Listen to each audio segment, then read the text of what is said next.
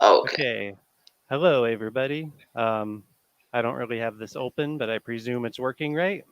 So we have Luca with us, and Luca is one of our atheist friends. He's very friendly and likes to have a lot of discussions with us and hang out with us on our live streams. And Luca, now I told you that we could talk about me knowing Yes. God or knowing that God exists. How do you remember that um, Mm, yeah, exactly? it was a discussion on Smoky Channel, right? And we were talking about the knowledge of God because I am an, an atheist. I live in Italy, so I was Catholic for most part of my life. I think half of my life, let's say that. And so I had some experience with the religion, more than one actually. So it was quite a good topic to discuss. So tell me, how can you tell that you know God? Oh, just one immediate reason, huh? And that was the thing was I decided I would just come into this not particularly ready for it. So Mm, the most obvious thing is testing every moment of every day.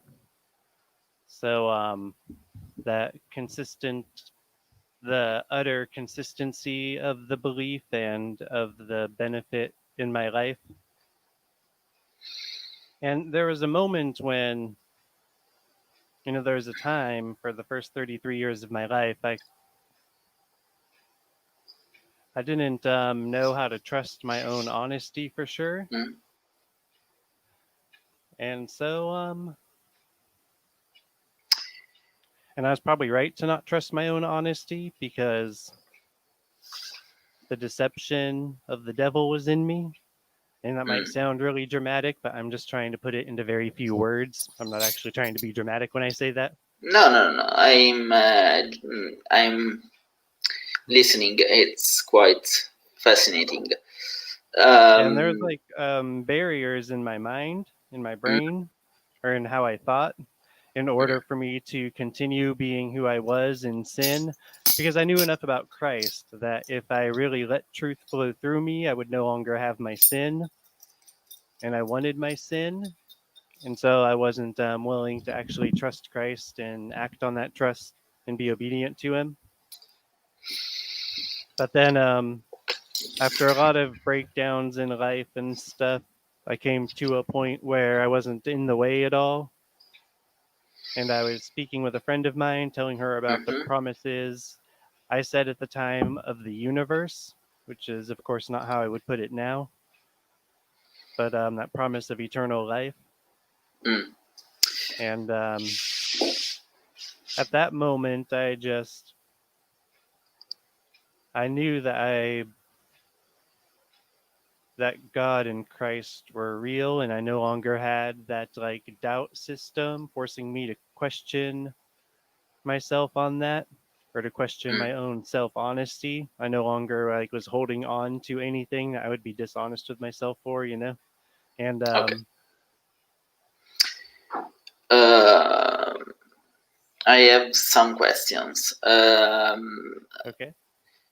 How many religion did you try in your life? Because in my example, I was a Catholic, and it was the only true religious experience that I had in my life because it was I was quite Catholic. I was quite a believer in my youth, if you can believe that.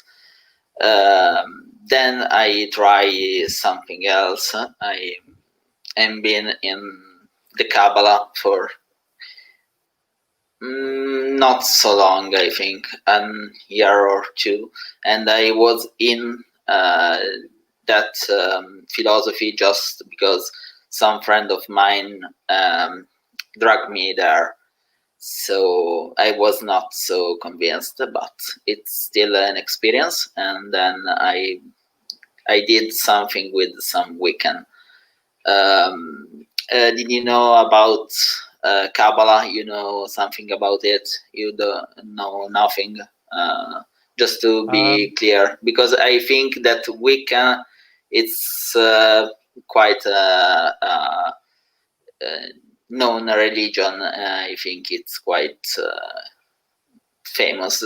Kabbalah, it's more hard to know if you don't know what I'm talking about.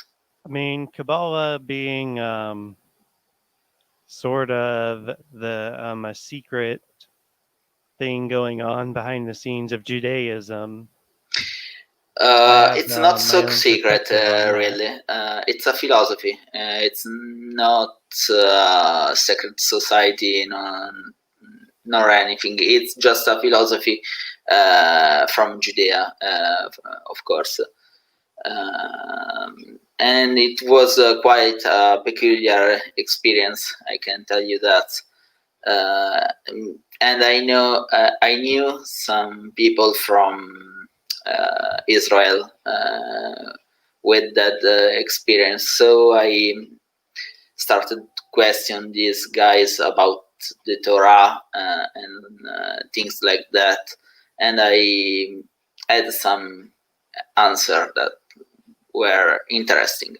My question is, if you tried some other religion, or if you know them, because it's quite important for my point, because I was a Catholic and I was a believer, and I walk away to the religion in my before the 20 years old, more or less, for theological reasons. I think I was not convinced in the teaching of the church. It wasn't nothing about science or anything like that. And then I start to search other things. So I'm curious about your experience in the matter. Okay, so I think I've always been more of a spiritualist than a religious. So it's been more about what I think, or about a personal relationship with God, or about my personal understanding. I guess that comes from being raised what someone might call nominal Christianity, which is where it's like casual Christianity, not taking it that seriously. And so you don't really get religious attachments. What you get is spiritual consideration. You know, you get exposed to Jesus and exposed to some commandments and some of the Bible and stuff. But where that would take me then, when I was about 13, I was praying to God, trying to find some, like, get a sign from him that he existed so I could know he exists. And I told him that I didn't know he existed and I didn't believe in him anymore. And then that was the end of that for at least a decade before I started seeing that the world around me was not true. And that brought my attention back to Christ. I'm pretty well informed as far as Buddhism and Taoism go. And with Kabbalah, I have more of a tinfoil hat perspective on that, like a conspiracy theorist perspective on that. And I don't think it'd be very proper for me to really assert things I don't know. I mean, yeah, so that would be a distracting topic. It would be fun to talk about sometime, maybe another time or something. No, I was not trying to talk about this religion at all. My point is different. I had some experience. I was not a believer in any of that. I was very skeptical about Kabbalah. and I live for that. And weekend was more like some kind of experience. I just went to the through the flow. Hello. I'm just so it's not like I was a believer in any of that, but in my experience, I've seen a lot of people believing in those things, and not so much with the weekend. They are quite chill about it. They don't have very straight belief. So anything, it's okay for them. Basically, it's not like they have some gods. Everyone is for themselves, basically. But for the Kabbalah, I've seen people strongly believe in that, and I remembered that guy, a guy, and he was in the army, and he almost died from blast. It was a bomb diffuser, so a bomb blew off in his face, and it was bad. And he survived to that. And after that, he said to me that he had an experience with God, and he went with Kabbalah.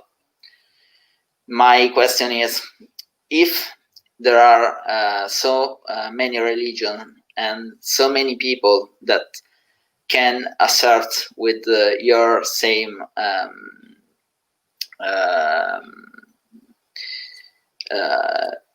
they can say the same things you are telling to me with religion that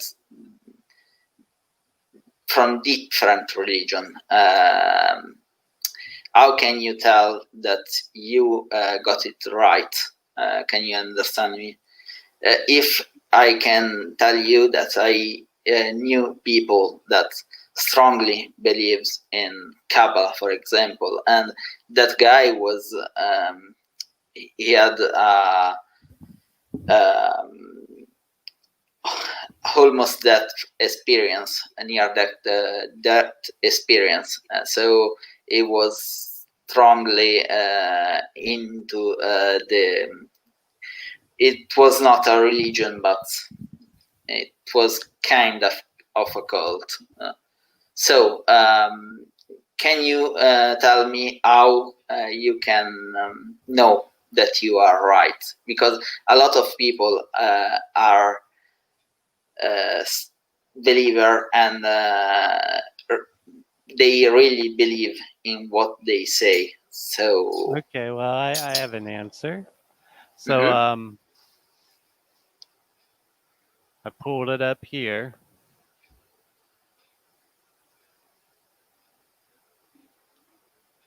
Okay, then came the Jews round about him and said unto him, How long do you make us to doubt? If you be the Messiah, tell us plainly. Yeshua, that's Jesus, Jesus. Yes. Yeshua answered them, I told you, and you trusted not. The works that I do in my Father's name, they bear witness of me. But ye trust not, because ye are not of my sheep, as I said unto you. My sheep hear my voice, and I know them, and they follow me. And I give unto them as aeon life, and they shall never perish, neither shall any pluck them out of my hand. Okay, well, I'll finish this real quick. My Father, who gave them to me, is greater than all, and no man is able to pluck them out of my Father's hand. I and my Father are one. Then the Jews took up stones again to stone him.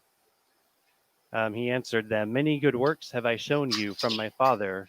Which of those works do you stone me for?" The Jews answered him, saying, "For a good work we stone you not, but for blasphemy, and because you, being a man, make yourself God." Mm. So, well, I was expecting him to say that my sheep know my voice, which would have told you how I know, but that wasn't the exact words I got. Okay. So my problem is that all around the world, some people can tell you the same things. Maybe not the same, of course. Different textbooks and interpretation of the Bible.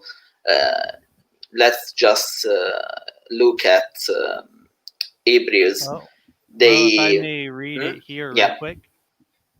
Hmm? So,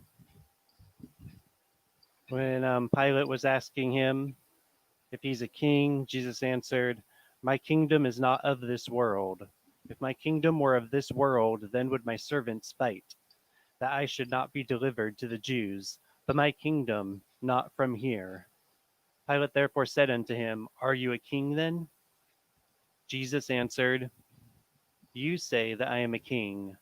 To this goal was I born, and for this cause came I into the world, that I should bear witness unto the truth.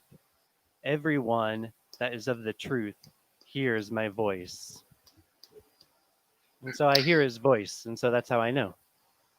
Okay, but as I told you, that guy had a near-death experience. He was really believing that he was beside God, and he led to a very different answer from you. So that's my Yeah, I problem. want to discuss that in full. I just want to set context with Hmm? one more verse that sets the context of what I'll have to say. Hmm. Um, so, when his crucifixion was coming near and it was nighttime, he was speaking to the 12 apostles. "I have yet many things to say unto you, but you cannot bear them now. However, when he, the Spirit of truth, is arrived, he will guide you into all truth, because he will not speak from himself, but whatsoever he shall hear, that shall he speak, and he will show you things to come." So if you notice, it said he will guide you into all truth. And it says, "He shall glorify me," that is, he shall make me famous, "because he shall receive of mine and shall show it to you." Now he's going to receive of Christ. He's going to, so the Spirit of truth, that is like the disembodied, existence of truth through the world. The Spirit of truth will go make Christ famous, and that Spirit of truth will receive what is Christ's, and then and shall show it unto you. All things that the Father has are Christ's. He says, "All things that the Father has are mine." So when he says that the Spirit, which will make him famous, will receive of his, it will receive all things and show unto us. And it says earlier, it will guide us into all truth. And there's no way I could believe I could like receive all truth, because that would be arrogant. But if God's going to promise it to me, then I'll believe it. And there's no other way I'll believe it. And then it says, all things that the Father has are mine. Therefore, I said that he shall take of mine and shall show it unto you. So it's not just my interpretation. He straight up says, the whole reason I say this is because of all things. And that's probably not the word things. It should just be the word all. All that the Father has are mine. Therefore, well, what if that's talking about people? Then that would be emphasizing that this promise is for Okay, everyone. Anyway, but the point is, though, that, mm, so we can get all truth from the Spirit of truth, and that's a big part of it, too. but my point is, you can agree that there are a lot of people in this world that believe in something so truly that they are willing to die for it. and a lot of these people are not Christian in any way, shape, or form. So those people are deceived, and if they are, how can you tell that you are not deceived too? That's my problem, because there are very well, it sort of depends. Can I use a specific example with say Buddhism as an example? yeah, Because I know of some people on that philosophy that burn himself to death just to prove a point. yeah, So exactly. So that's part of what I'm going to refer to. And then but Buddhism, as far as I know, is a philosophy and not a religion. Or some people might choose to categorize it as a religion, and some people don't. But my point here is that Buddhism copes with suffering and never really comes to a solution, just says there is no solution, therefore there must be coping. But we have a solution in Christ, and Christ said that no one ascended until Christ ascended first. And so Buddha had not ascended. So Buddha philosophy to cope with darkness, there's nothing wrong with that. If you're stuck in darkness and a good person who's intelligent comes up with coping for darkness for people who are in darkness, then that's a good thing. But we have the light now, and so that kind of changes everything. And then I would say that Kabbalah has a lot to do with the false light, like the black star Lucifer. And I don't know if we have any agreement there, or if that I would be was very inside contentious. for a very brief time, but for what I've seen, it's just all about to fight the human ego, and that's all. That's basically all. And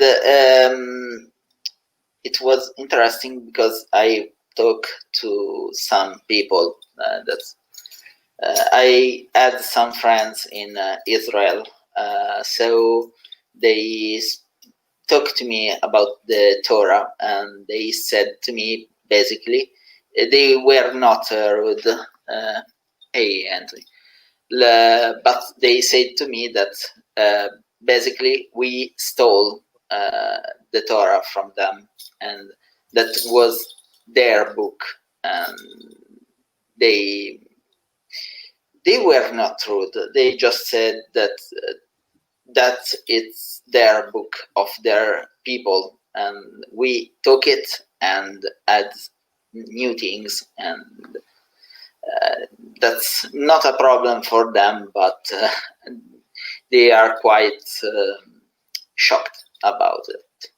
So on that, I'm curious. On the Bible, you are We were talking about people King sacrificing James their only, lives. or Not sorry? exactly, but we were talking about people sacrificing their lives. That's what the Buddhist Yeah. example was No. about. It was just a curiosity. I just think about it. Sorry.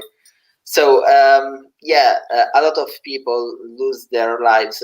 Okay, Buddhist, it's not a religion, and I agree on that. But there are a lot of religions out But there. when they are willing to give their lives for a good cause, like against the tyranny over their nation or something like that,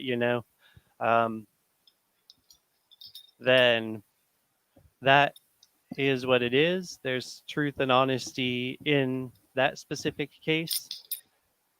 And that is one thing about these things is they are perhaps a rather case-by-case basis, but they're not if we focus on Christ. Christ is the difference. That's what we have. That's the difference. Okay, but my question is, how can you tell that you are right and whole Asia is wrong? Because in India or Asia, there are very few Christians. So there are 1 billion and a half more people that do not know anything about Christ. In Japan, our culture, because I was a Catholic, so it's a form of Christian. Maybe you disagree on that, but our culture is very strange to them. They put it in their works like anime and manga, because it's like for us Roman, Greek, or Egypt religions. So they know anything about it, and they put it in their works just because it's strange to them. So it's beautiful them to see other cultures. So my problem is there is half of the world that do not know anything about Christianity. And if God is real, why we have almost half of the planet? Because Asia, it's quite a good portion of human population that does not believe in this God. Well, I can tell you my perspective is not like game centric. So I'm not like we're each on this earth to win the game of going to heaven instead of hell or something like that, you know? And I know that's a little bit caricaturish, of course, but my perspective isn't really like that at all. So there's a cosmic struggle, or not struggle, but there's a cosmic war going on between the one true God and the rebels. So the one true God and his host and the saints up against the spirit rebels. And when after the Tower of Babel, when the nations were divided, all the nations were given a god over them, and Jehovah, the God of gods, took Israel as his nation, as a people of his own. But when Christ went to the cross, everyone became a people of God's own, and he did that.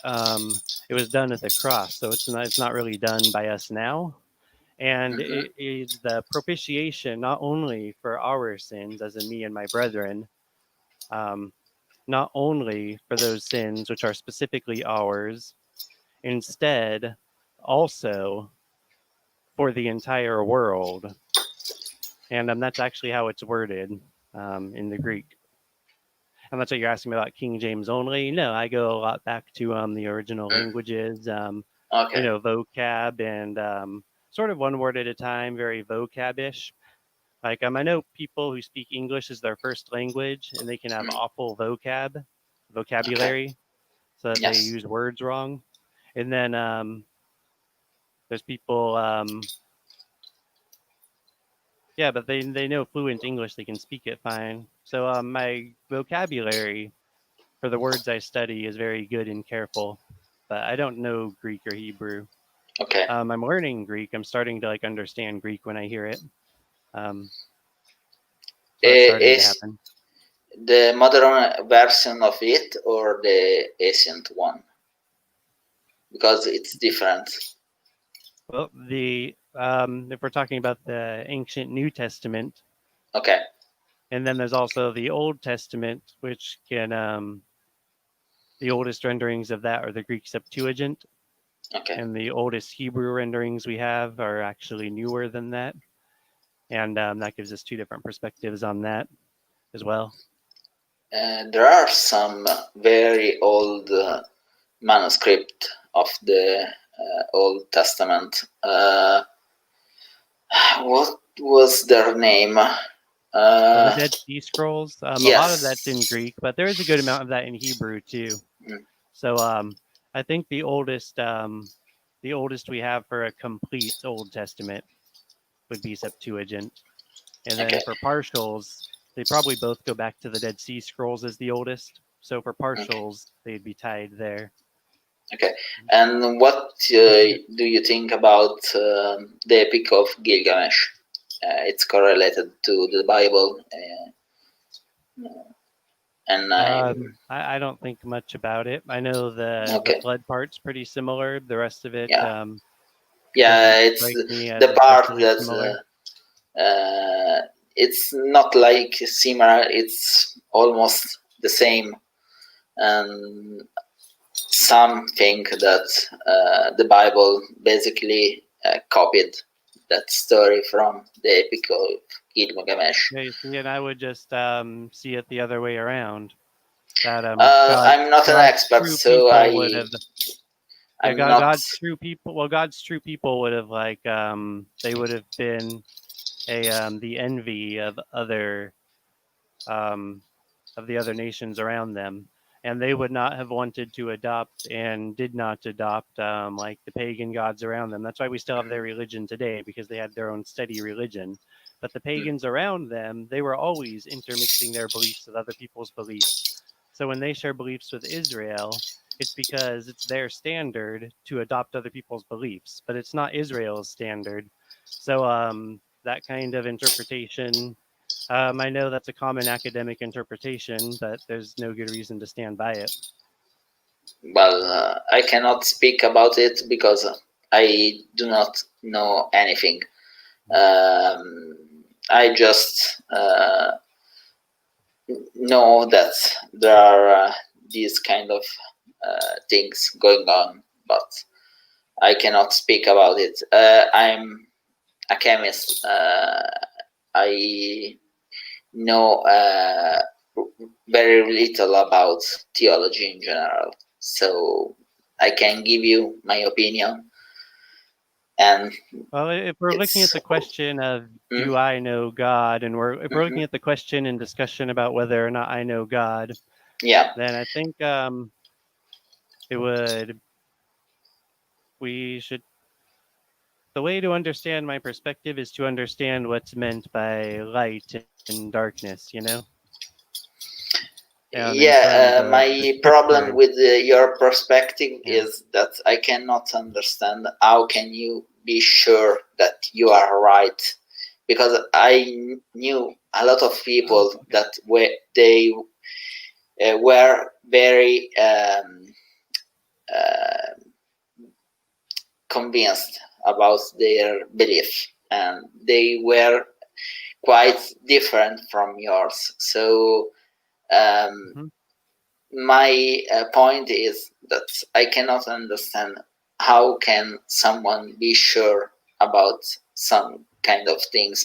In my mind, to be sure to, because I had some peculiar experience in my life. No, and we were talking in the chat, and you was telling me that they were demons, but how can you tell when it's a demon or it's God? What's the difference? Because people are Oh, pretty much yeah, that's a convinced problem. about it, and I do not believe in anything. So what I've seen, I just think that was my brain making jokes on me. To be clear, I didn't. I do not act on what I saw. And if you are curious about it, I can tell you what I saw, in what occasions. It's not a problem for me. Okay, I'm sure everyone's curious about that. First, let me give you a little bit more insight into how I know. Mm-hmm. It's because I never thirst, and here's what I mean. There came a woman from Samaria to draw water. Jesus said unto her, "Give me to drink." Then said the woman of Samaria unto him, "How is it you, being a Jew, ask a drink from me, who am a woman of Samaria? Because the Jews have no dealings with the Samaritans." Jesus answered her and said unto her, "If you knew the gift of God, and who it is that says to you, 'Give me to drink,' you would have asked of him, and he would have given you living water." The woman said unto him, "Sir, you have nothing to draw with, and the well is deep. From where, then, have you that living water? Are you greater than our father Jacob, who gave us the well, and drank thereof himself, and his children, and his cattle?" Jesus answered and said unto her, "Whosoever drinks of this water will thirst again. But whosoever drinks of the water that I shall give him shall never thirst. But the water that I shall give him shall be in him a well of water, springing up into everlasting life. And then let me skip some to be considerate. Now, but the hour comes, and now is, when the true worshippers shall worship the Father in spirit and in truth. The Father seeks such to worship him.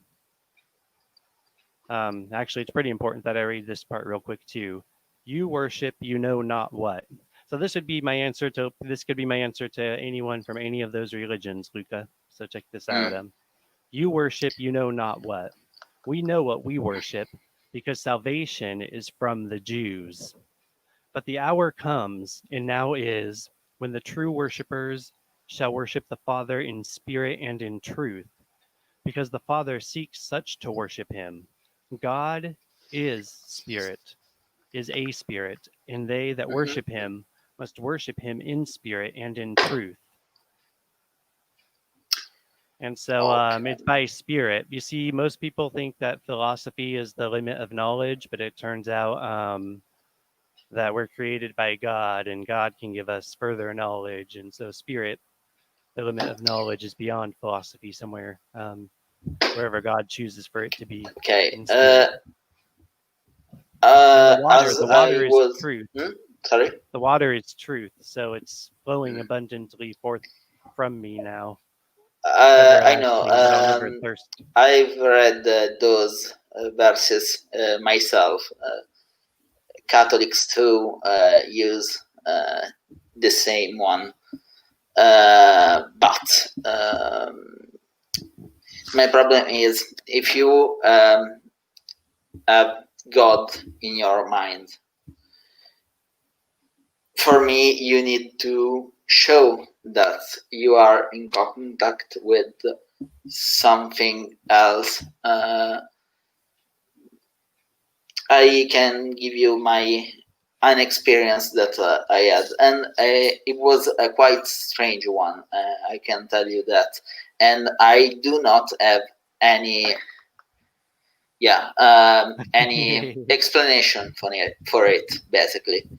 I do not believe it was true, but if you ask me how, I cannot tell you.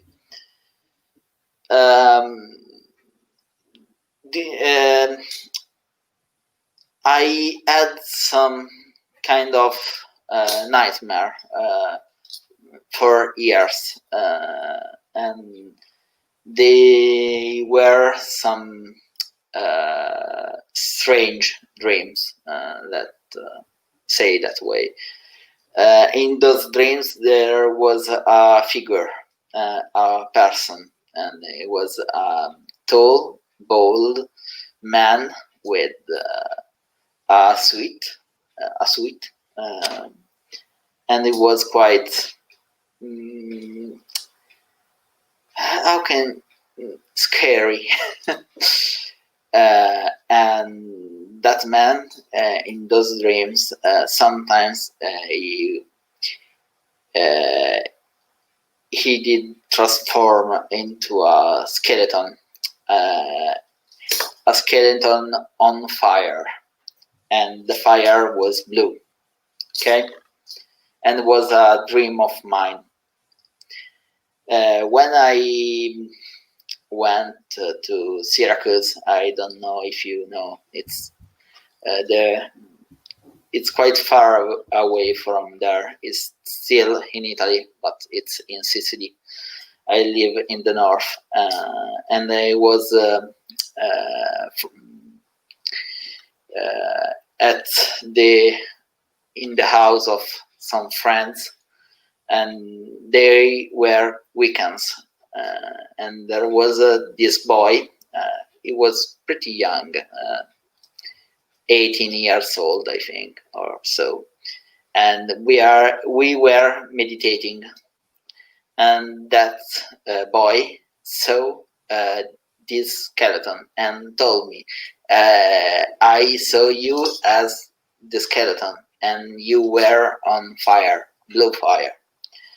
The problem is that no one told that guy that story, and I told to anyone. So I was just me knowing about this dream, and he saw the same thing, and it was quite an experience, and I cannot explain it. That guy said to me something that was in my dream for quite some time, and that's quite an experience.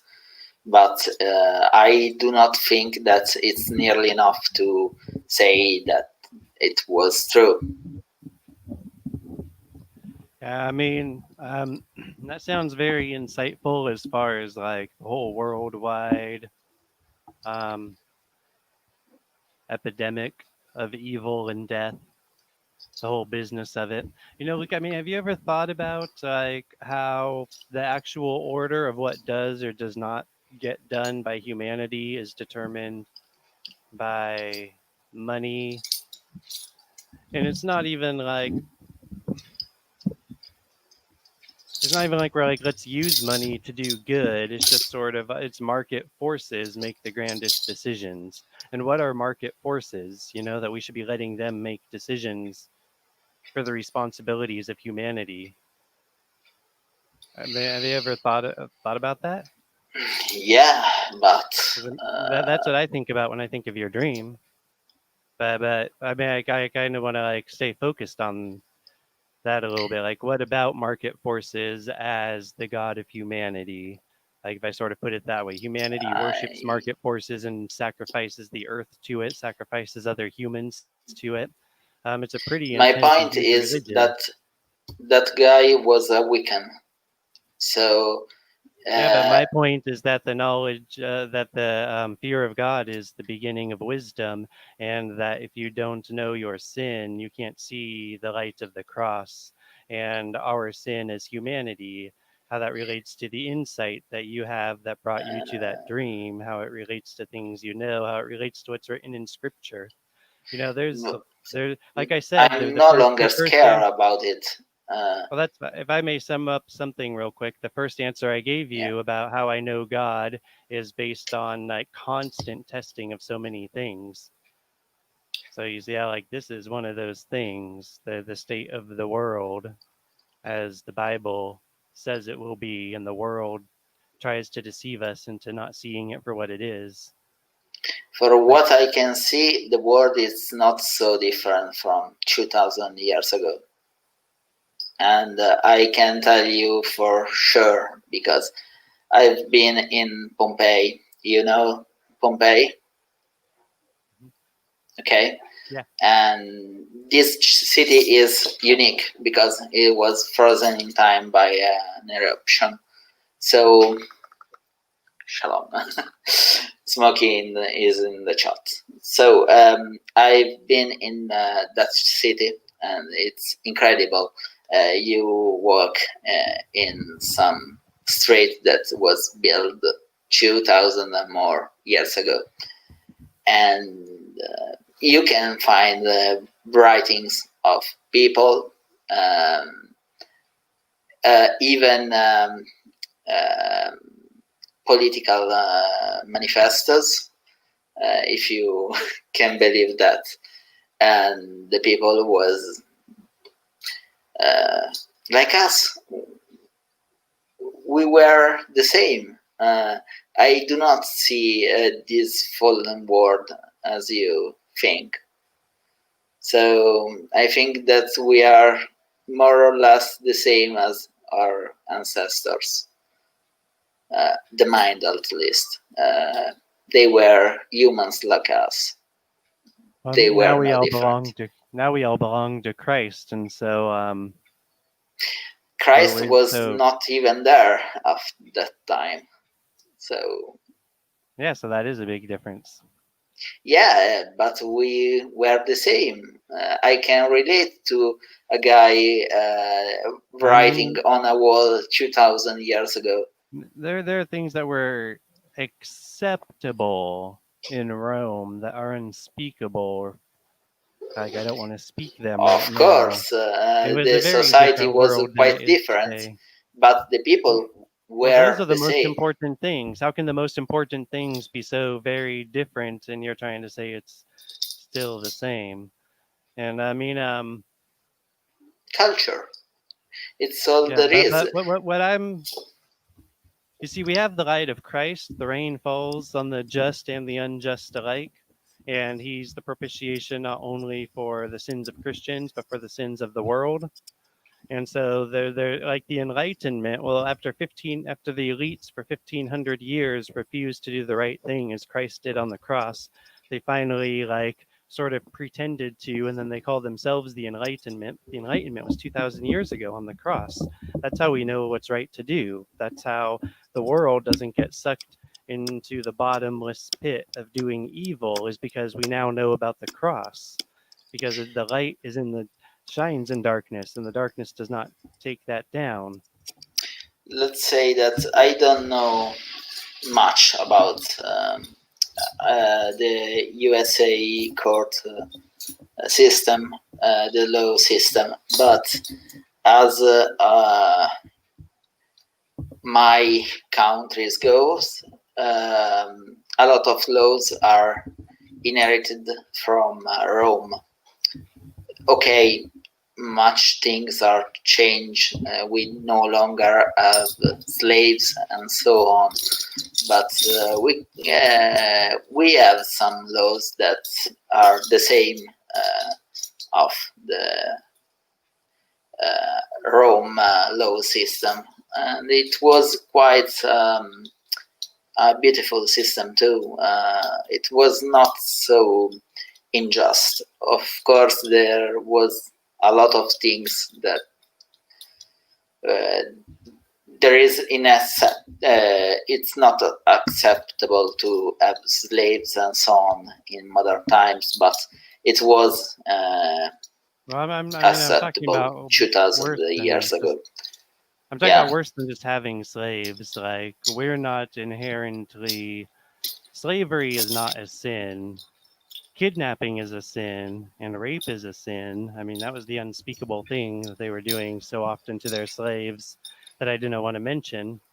So, but slavery is not a sin. So you keep naming slavery, but Rome, that empire, they did so much kidnapping and rape. It's unbelievable. Yeah, it was the norm at the time. But I can tell you that it was not so bad. It was Yeah, bad those people for. who like it to be that way now, they like it to be that way now, but they can't have it that way because the light of Christ is shining in the world. That's what's keeping us safe. You know, I mean, we think it's militaries, we think Well, it's this, we think it's slavery. that. It's really the light of Christ. Yeah, but those things happen to this day. Yeah, but not So, as being acceptable. And like you said, the Roman system was not that bad, except the system itself yeah, considered all those no, things you acceptable can while have not that. being that bad. So I mean, I do understand what you mean. There was structure to the system that was good structure and all that, and like within legal structure and having courts in order and stuff. And I mean, there's a reason It was a very Christ, different culture, he but condescended himself so that he condescended himself to have a part in the Roman Empire and for the sin of the Roman Empire to be taken on himself. It says, he who knew no sin became sin so that we could be made the righteousness of God in him. And he condescended himself to like these things so that he can bring us up, you know? But but as far as trying to there focus are a little bit on places. understanding the nature of the world and what the world's come to, like he said, you cannot worship. A lot of people think mammon means money, this god mammon, like it's the god of money, Mhm, or okay. it can be the god of pride or greed.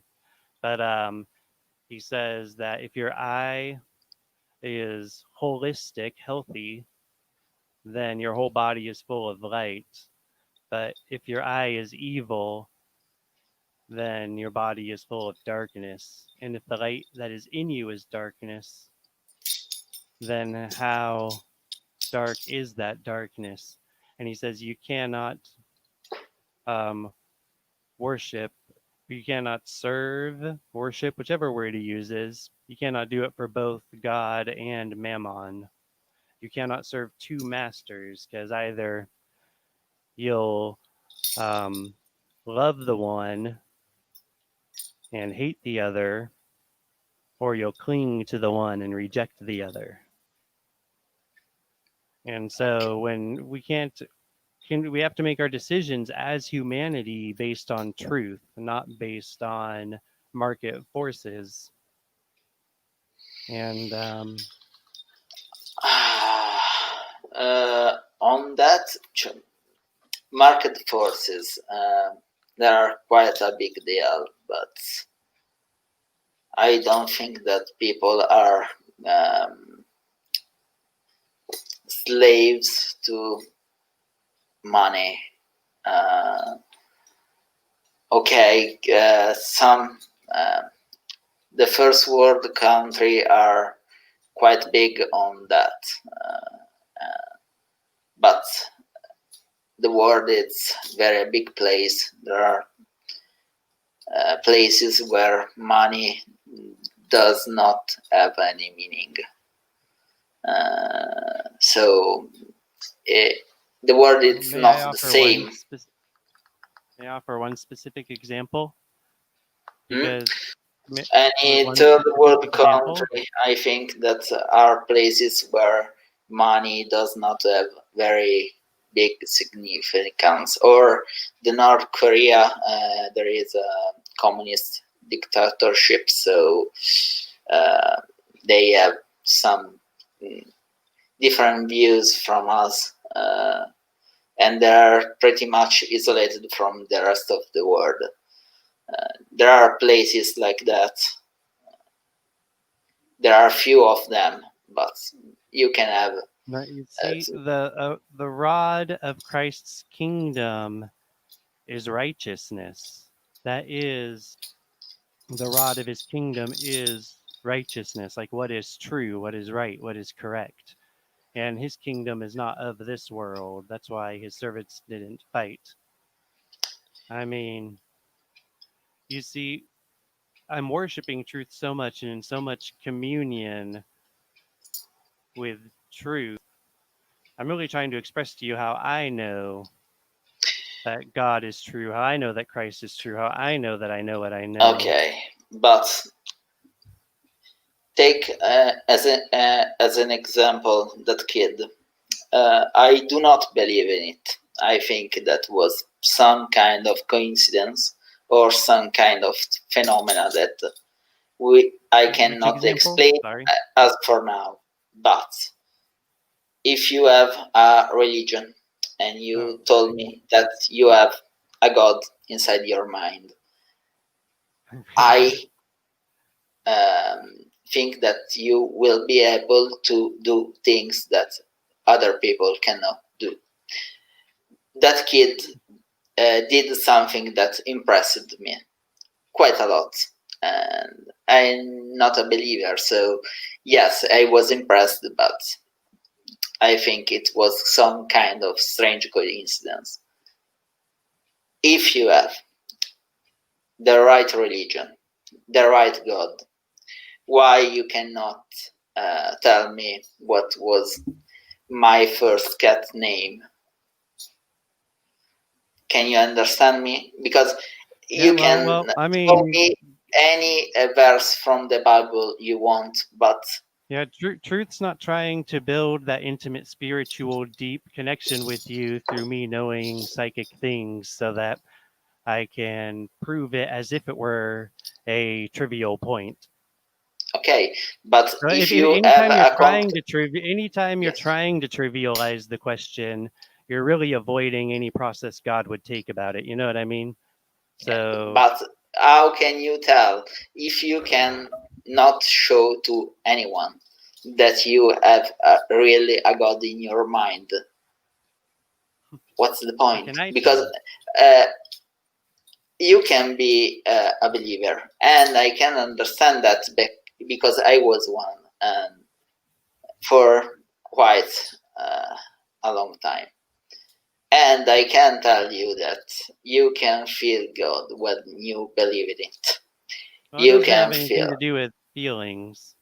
So that's the thing, is that moment that I tell you about, that was the day my life changed, but it's a permanent change. It has nothing to do with feelings. That change is giving myself over to Christ. The only reason the change lasts is because I'm trusting Christ, and that trust, he's so worthy of it, and it always comes back true. It Yeah, only but increases my confidence. I've known people that tell me the same things as you are telling me from different religions. Oh, my life was changed for when I start to worship Jehovah, or in Kabbalah there is no actual Okay, God. So that's fine. I was just refuting the part about feelings. It's not about okay, feelings. I'm not saying there's no other means to a permanent change in yeah. life. I'm just saying that for me, it's not about feelings. It's about Christ and the truth, and that's where the permanence comes from. That's what I was When saying. I was a Catholic, I was quite a believer. I was the shy kid. I was always in church. I'm quite a nerd, so I was always reading the book. I've actually read the Bible, and so on. And I remember what was like to be in the church with all other people chanting and praying to God. I know what kind of things can you do. I think about my aunt. It was an ex-nun, and she was for a long time quite. She still is. Is no longer a nun because it was made a nun for a reason outside their his their. Uh, she didn't want to be one. Basically, she went to be a nun because he was not able to eat. So it was a thing in the 40s. But it was it still is a believer, and it's quite a person. He tried to help anyone, Oh, any. may I ask about that? Yeah. Because you said she became a nun in order to be able to eat. Yes. But is that the same motivation as for loving Jesus and following him? I mean, No. are we? Yeah. So She the is a believer. motivation. Just it was. But Uh, do you know that the word spirit has to do with the word motivation? Because a no. spirit is a gust of air. That's what whether it's in the Hebrew or the Greek. In Hebrew, it's suke, and or Okay. that's the Greek, sorry. And in the Hebrew, it's I don't Yeah. remember what it is in Hebrew, but it means a current of air or a gust. That's why it's the Holy Ghost. It's like a breeze, a wind, like when you blow and it moves stuff.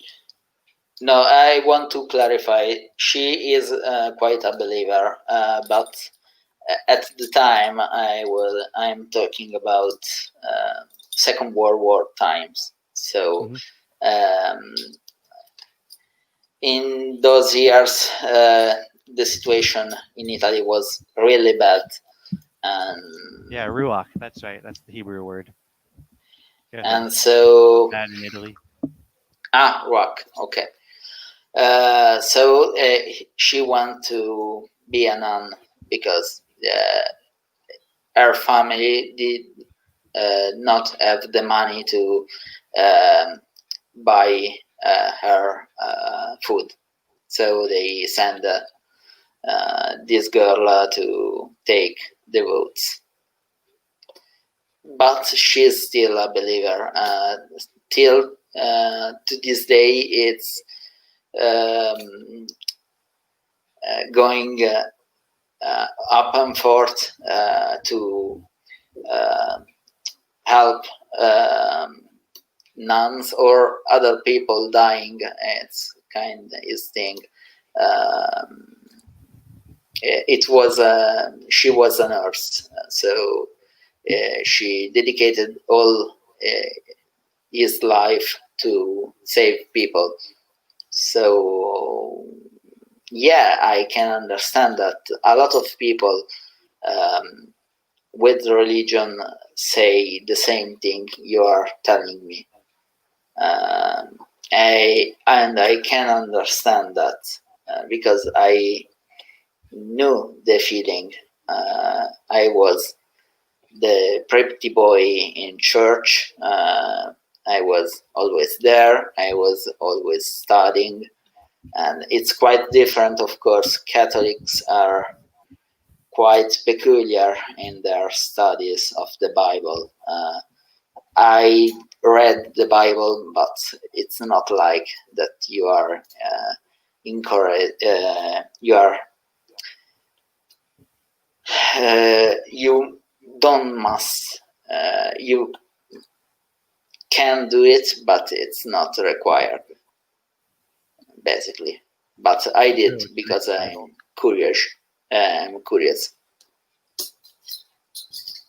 So I can understand your point, but mine is that a lot of people from different religion can tell me the same thing you are telling, and for me that's a problem.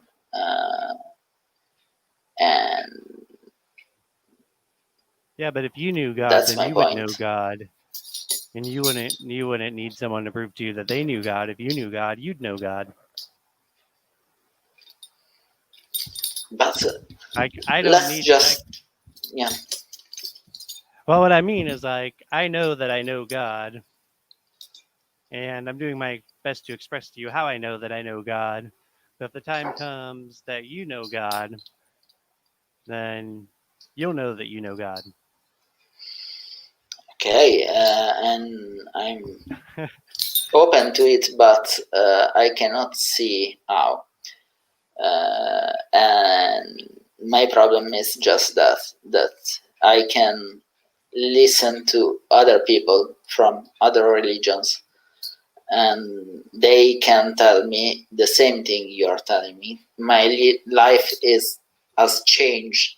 My aunt say the same. I was changed. I But always can they help tell you that it's people. all about Christ? Well, yeah, Christ is quite a big Because part I of think what I'm their kind of life. learning is that I need to be more careful not to like go first foot with my perspective and to go first forward with Christ. Because keep going back to like the change I've experienced, and for me to try to describe to you how I know it is that I constantly experience the testing of it, and you know how like you live life and like you can tell what's real and you can Mm, like go on with your life knowing what's real. mm. Yeah, It's like because that. I can test predictions. I know that if I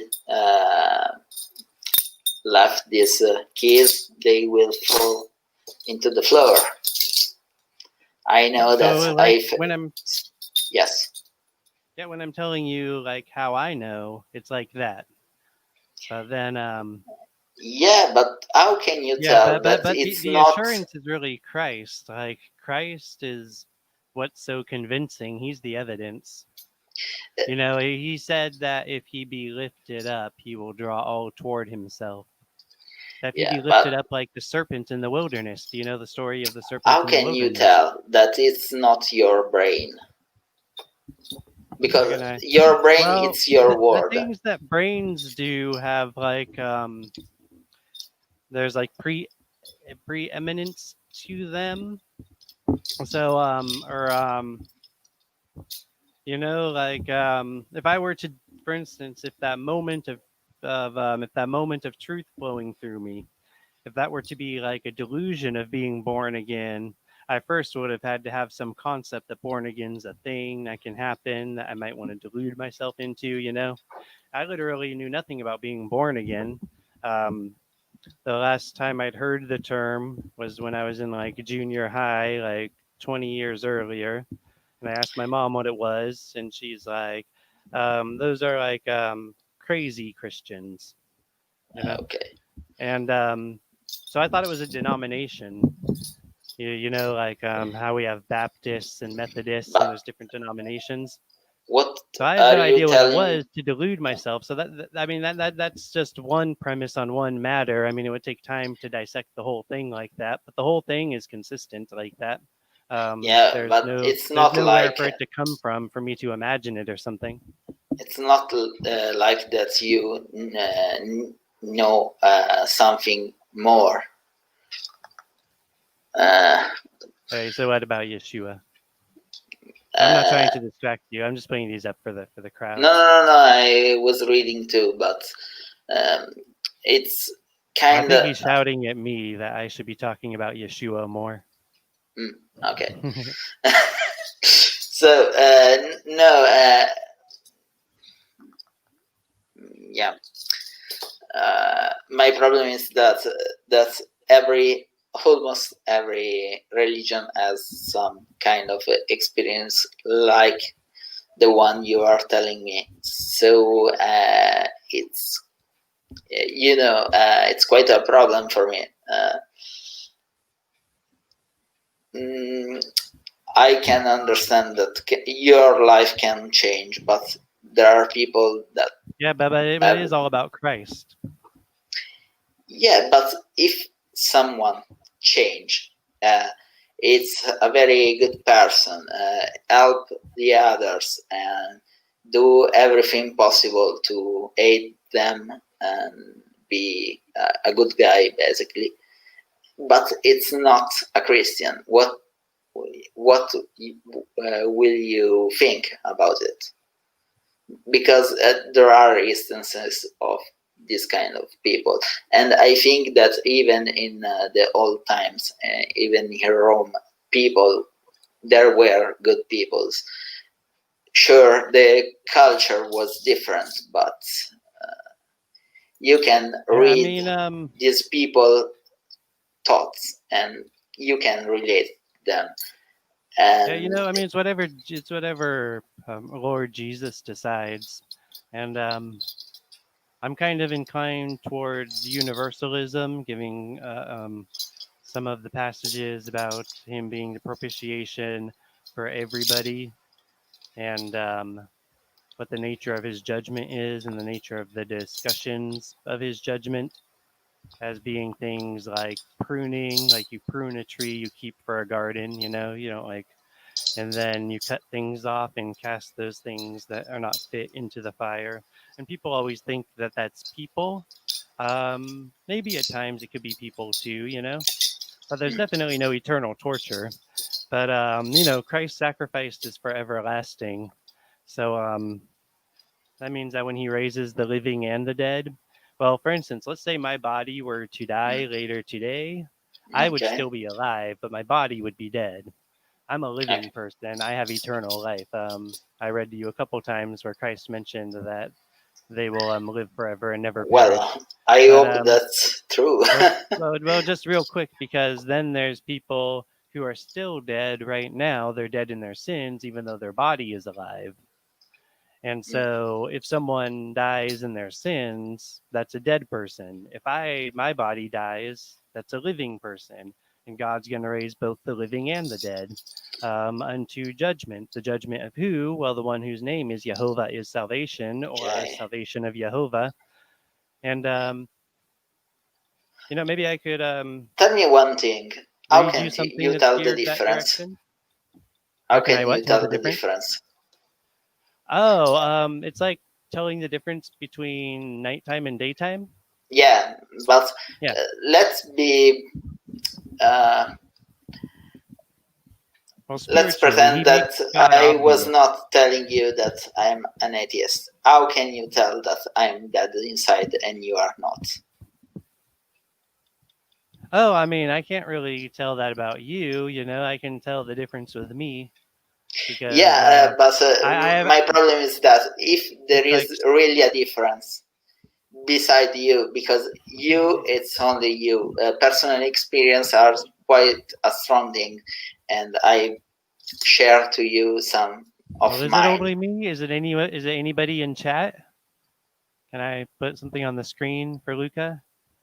Well, if they do, it'll take a minute. I'm sure But yeah, I that mean, other I don't people even know, I also. don't even know what to tell you about that. Like the whole world wanted me to never become my true No, self, no, and no. But Jesus made me my my true self question is, alive. if So I there think, is a difference, okay, you must tell to other people, like, I'm that inside, you are not, you are not.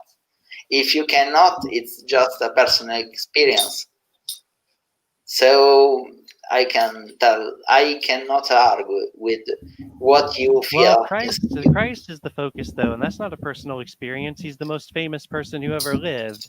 It is said that he is the Lord of glory. That means the supreme of fame. And he is the supreme of fame, and that was prophesied and it came true. And what are the odds of that?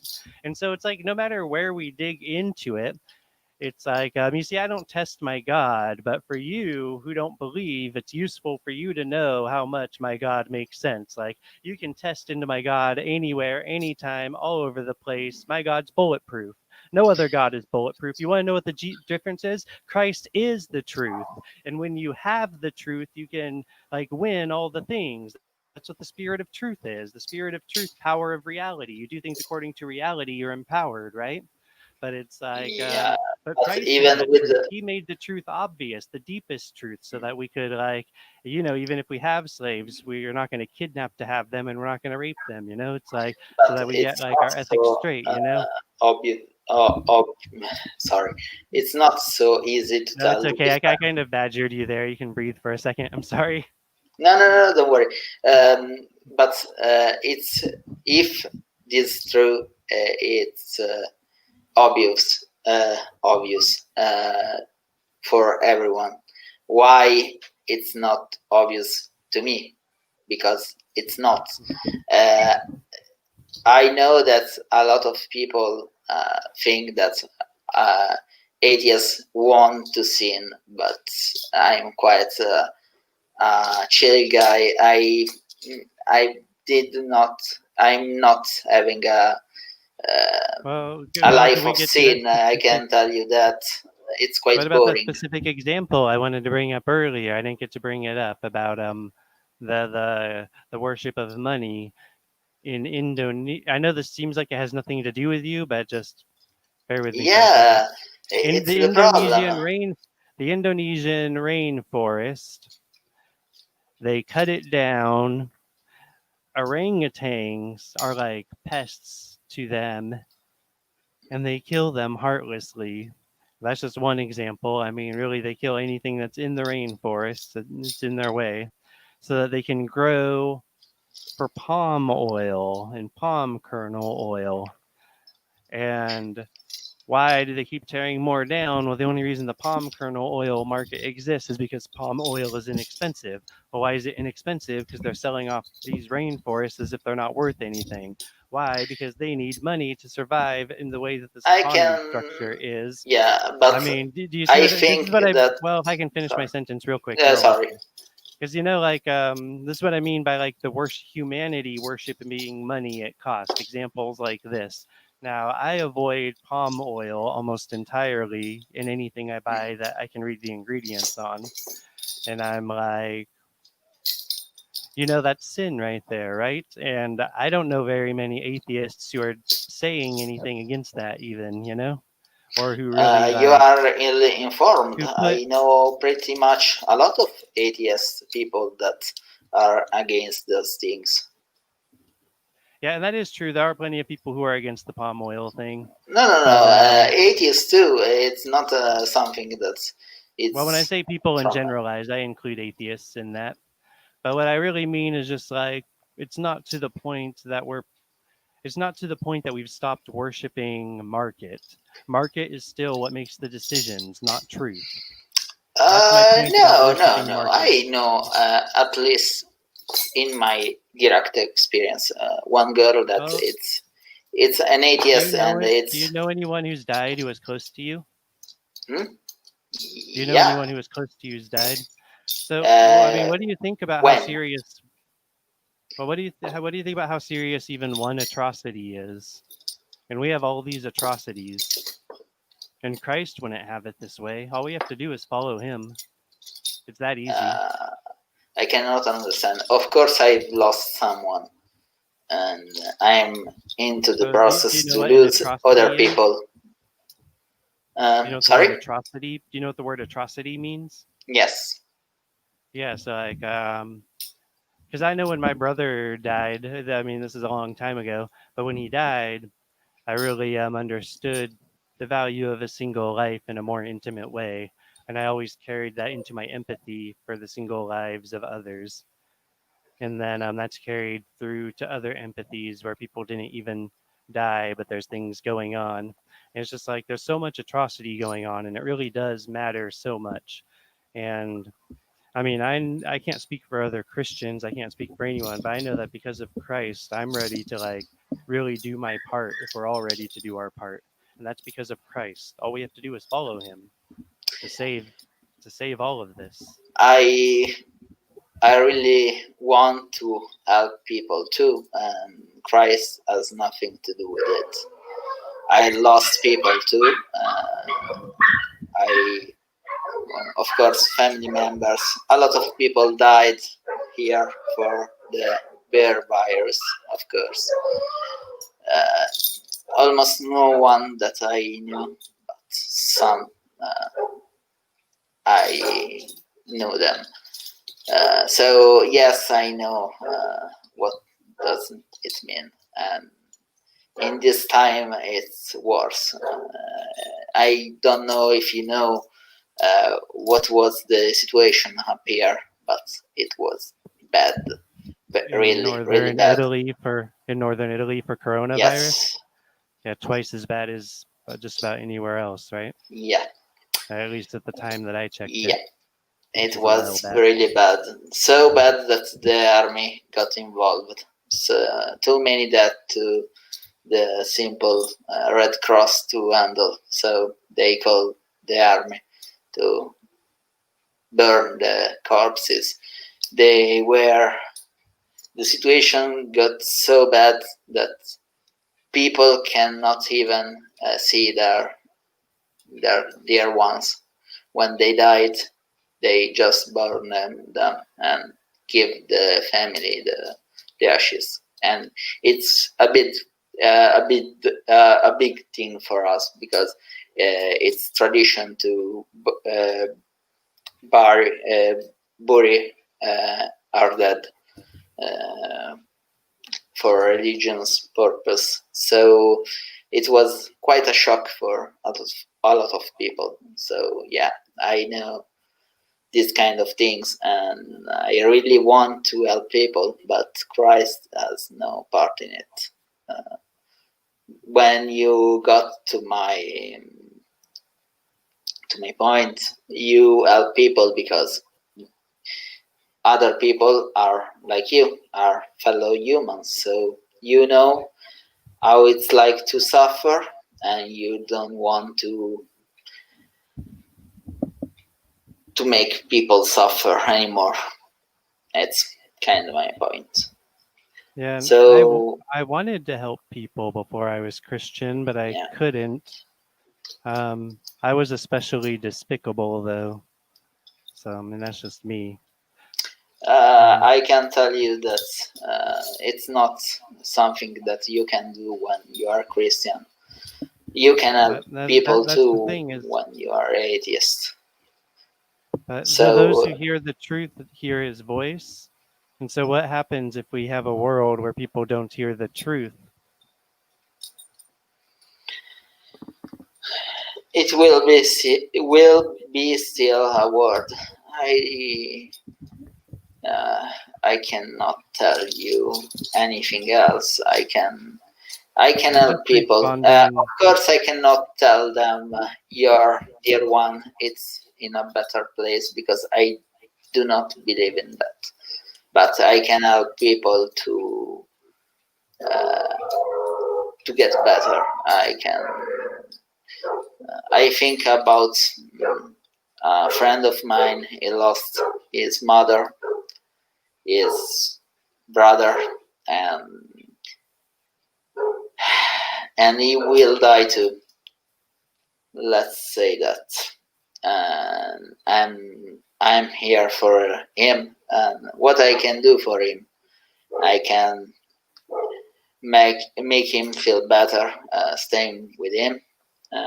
I can spend time with him, and I can take care of his family when he will be no longer able to, and that's something. Well, oh, let me ask you this, because you're saying it has nothing to do with Christ, but let me ask you, do you think untruth is dangerous? Untruth is dangerous. Well, it depends. A lie can do good, in my opinion. It depends. It's not an absolute.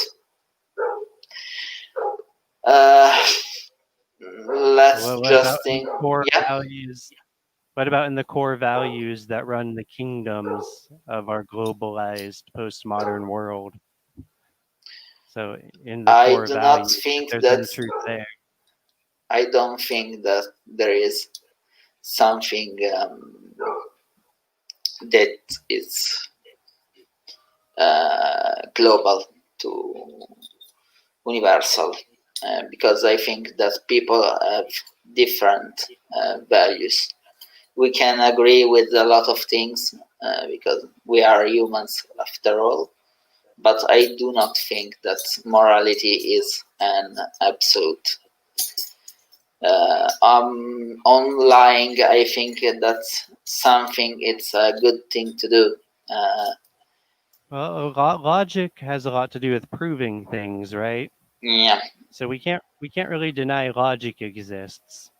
Is it possible that morality exists just like logic, but because morality is not about proving things, we can't just prove that morality exists the way I we can think just that prove logic morality exists? it's not universal because it's different from person to person.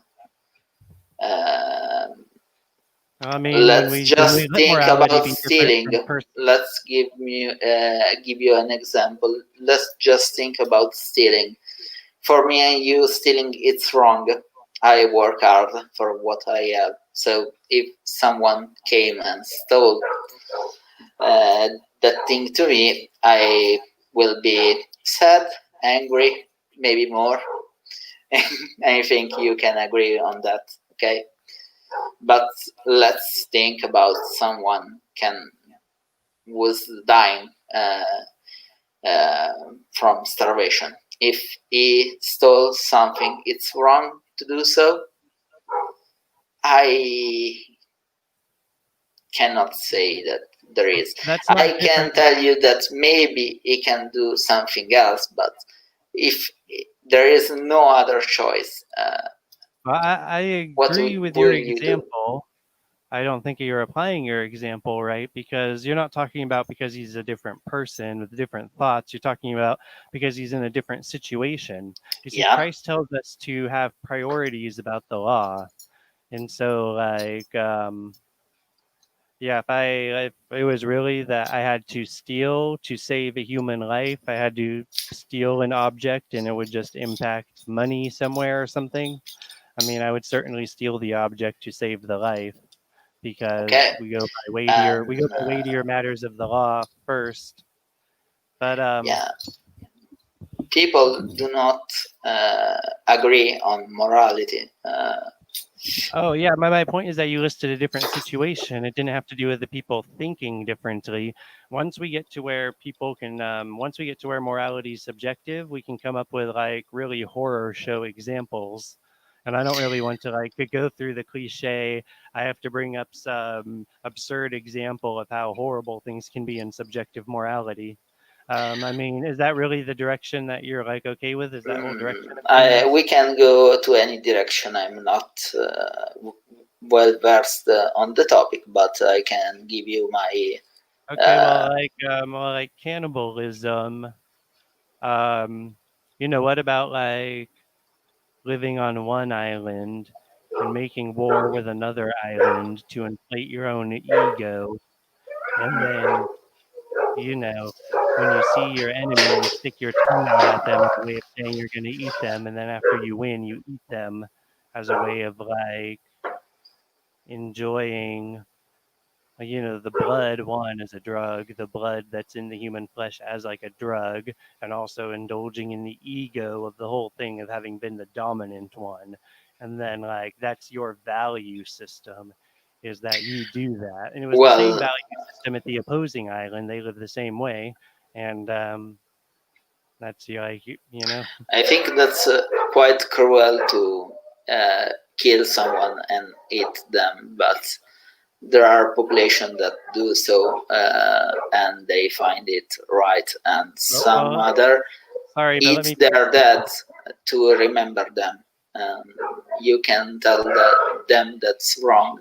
I can tell that.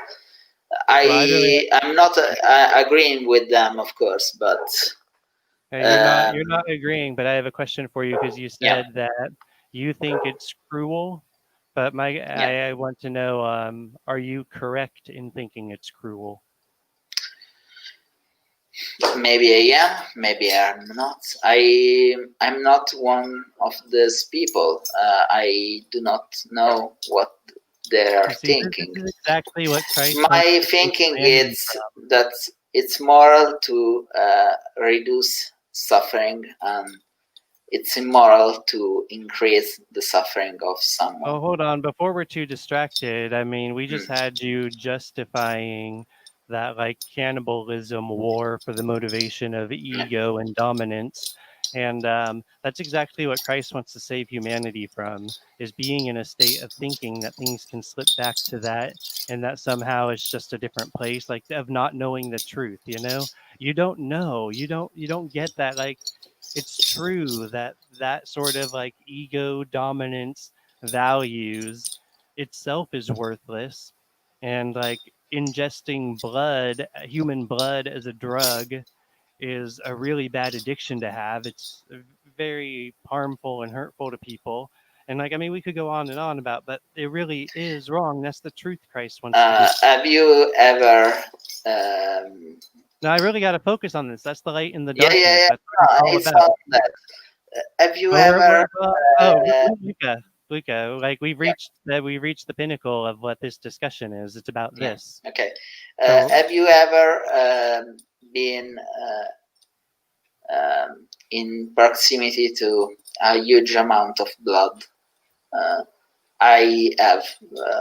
I've been wounded, so I know what kind of taste and smell the blood have. So I don't think that's a drug. I think I've been exposed to it, and it's nauseating. So it's a yeah. very unpleasant experience to uh, be in Well, contact you're with talking a about lot of blood. you're talking about drinking it I or eating I've it, like, ingested the blood, of course, not because I was drinking blood, but I was wounded, so I know what tastes like to have blood in your mouth, and I know also what it's like to smell the well, blood. do you not think bloodlust is a real thing? No, I think it's real, but I don't think that Oh, okay. blood itself is a drug. Well, what Because I'm it's saying is like quite when a culture nasty. partakes in, there's cultures um, that would. That's why in early Christianity, there was an issue with whether or not people were eating meat, because some people had come from paganism where they were eating meat with the Yeah. blood in it. You get over time, you get addicted to the bloodlust, and it affects your behavior, like other Meat drug with addictions. blood, But you are yeah, it can be animal talking blood. about raw meat, because Um, I well, if you keep the blood in it, yeah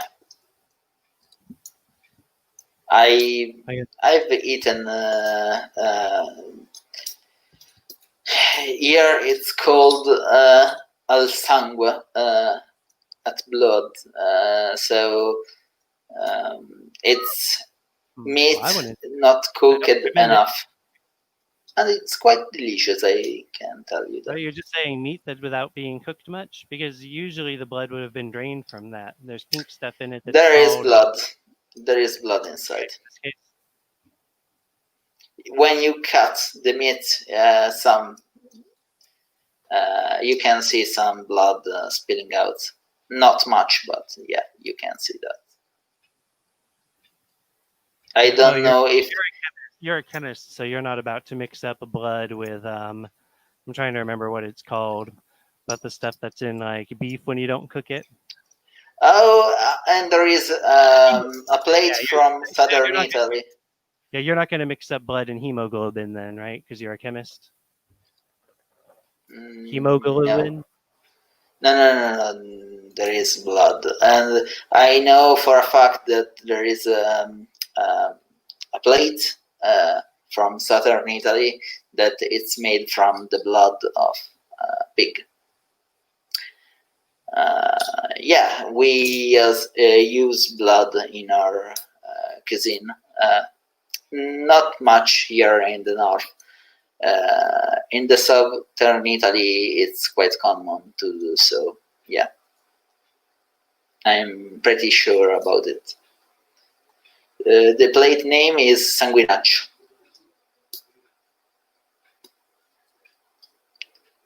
and sangue means blood in Italy.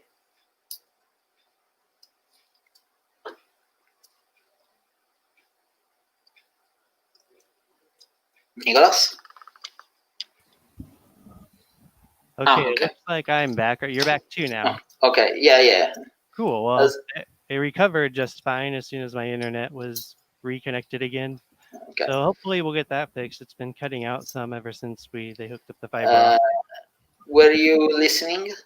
I was telling you that in southern Italy there are actually some recipients, plates, Yeah, that's delicacy. with blood in it. Yeah. And there is the one that's quite famous. It's called sanguinaccio, and it's made from blood of a pig. And I don't know anything else, but I know that blood is in it. My point has a lot more to do with I mean, it's interesting to me that we're talking about like war and cannibalism for the purpose of pumping up one's ego, because those are the values that evolved on those islands. Mm. And you're focused on like how I might not be totally correct about the issue of bloodlust in the matter. No. Say, like that subjective morality is what Christ wants to save humanity from. You know, I mean that's really where I'd want to leave you with, is like defending cannibalism and just like let that sort of ring in your ear. For me and you, it's wrong to eat someone else and kill someone else. But how can you tell to those people that they are wrong? They do not know your God. They do not think as you think. So it's.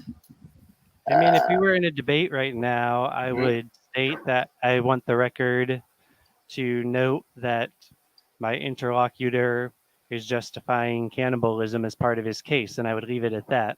Like, to me, you've lost. Like, I don't even know where to go with this discussion. We're in the point of death. Like we're talking about like we're just talking about death and death and death, and like there's no further to go. Death is the end, so like there's no further into that discussion. No, I'm really curious about it because you say that I'm trying to get through to you in a way that like actually gets it through to you. Like I'm not trying to be rude. I'm trying to communicate something that this is spiritual. It's real truth. I mean, you have intuition for it. Like, how do you know that 2 + 2 = 4? How are you going to prove it? Like, how did they prove it to you? I take 2 apples and 2 apples, and I have 4 apples. And that's it. You're just describing the events that happened. Ultimately, there is an intuition receiving that you comprehend that it's true, so you know it's true. That's the kind of knowing that I know Christ. It's quite an hard thing to understand because it's your experience and it's not mine. Yeah, but remember what you were just saying about the cannibals. Yeah. Yeah. I cannot say if they are wrong or not. I cannot disagree with Well, them. if you I'm trusted not a Christ, you cannibal, could but say. If you yeah, trusted Christ, you could say. yeah, but it's That's what we want something. for you. And that's what we want for everyone who's affected by you. For your sake and for theirs. Out of My love. point is, if sin is a real thing, okay, let's pretend that there is, because sin is, for what I understand, um, It means to miss the mark. when you do something that it's wrong in the eye of God. Okay, so if sin is true and it's a real thing, you how can you tell that there is? If someone is a real sinner, it's different from someone that it's not. You can tell the difference just looking at the guy. If one I can tell is, the difference in myself. I yeah, can't but can't not really from necessarily tell the another. difference in other people so easily. I mean, Yeah, there are ways that seem like a pretty sure giveaway, you know, but like maybe sometimes it's someone not a sure is. giveaway. Sometimes you can't tell. Yeah, it's my point. If sin is true, you must have something in reality to tell that sin it's a thing. Okay, if I'm a sinner and you are not, I what's can the prove to you difference? sin exists if you give me a moment. Mm. Because the word sin in Hebrew or Greek means to miss the mark. So I'll ask you, have you ever missed the mark? Well, yes, Okay, see, but so sin it exists. can It's a real mean thing. a lot And of things. I'm not done yet either, though. Okay, Mm. Okay. so if you've missed the mark, and that's, but then let me ask you this: if there is a God, is he or is he not the correct judge of when you've missed the mark? If there Yeah, is if God. he exists. And Okay, my so question that's is, how. if a God exists and sin is real, why we cannot see the. Well, what if we just replace the word God with truth? Would truth be correct about what is or is not your sin? I mean, I understand that from what you were saying about morality, you don't really believe in that deep one truth that I believe in. But that's what Christ came to do. He came to make that one truth obvious. He came to make God obvious on the cross. But to you, it's not even obvious that cannibalism is wrong, that people who've fallen into a culture of cannibalism, that their culture has gone in a wrong direction. That's not even obvious to you, Luca. It's not because I'm not in their mind. I can tell you that it's wrong to me, but who I am to say that they are wrong in their culture? It doesn't have anything to do with what you say. It's what God says, what the truth says. Yeah, If you but can know two how plus can two you equals tell four, you me? can know cannibalism equals wrong. It's How not. can you It's tell still me that reason. sin and It's God still it's reason, and real? it's still reason and truth, right? Like it's still intuition. The mind. Do you know how the mind works? Hmm? Do you know how Sorry, the can human you mind? repeat? Do you know how the human mind works? Pretty much, but I'm not. Uh, I know about electricity and the brain cell. I've studied something Well, about it. if I were to describe the brain as a harmonic device, do you know what I'm getting at about how the brain works and the mind works as a harmonic device? Really not. Why it's harmonic? Like non-contradiction, logic has the law of non-contradiction, which Okay. like laws of logic. So if two things contradict, they wouldn't be in harmony.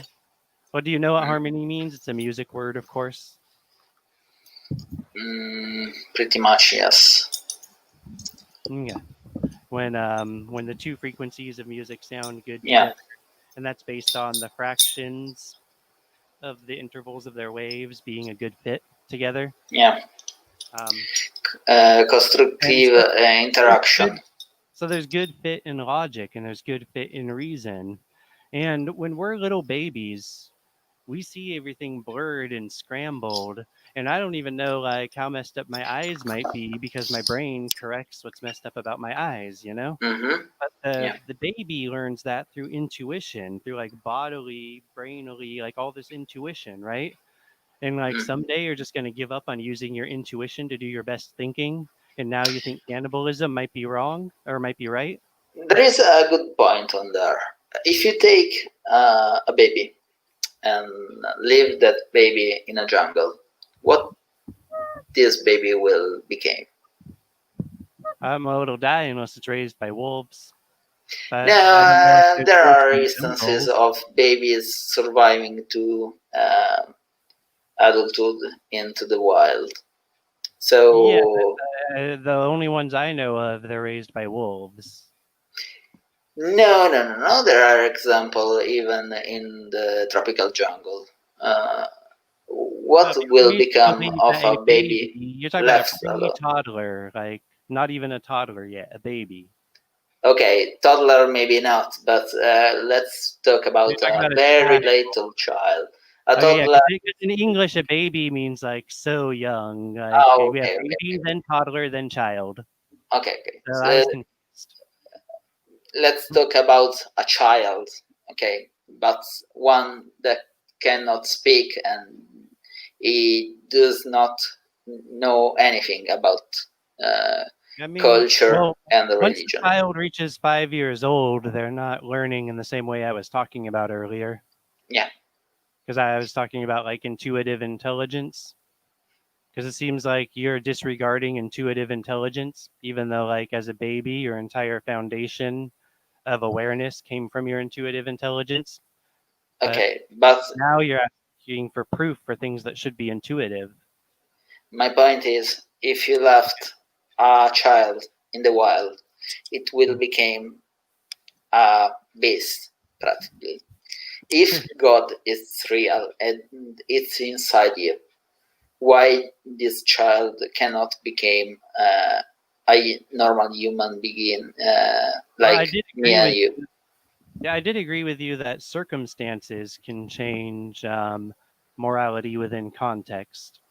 You know, like the examples, the Jew in the basement. Are you going to tell a lie to the Nazi to save the Jew's life? Yeah, yeah. Yes, you're going to. So you tell a lie to save someone's life. It's the weightier matters of the law.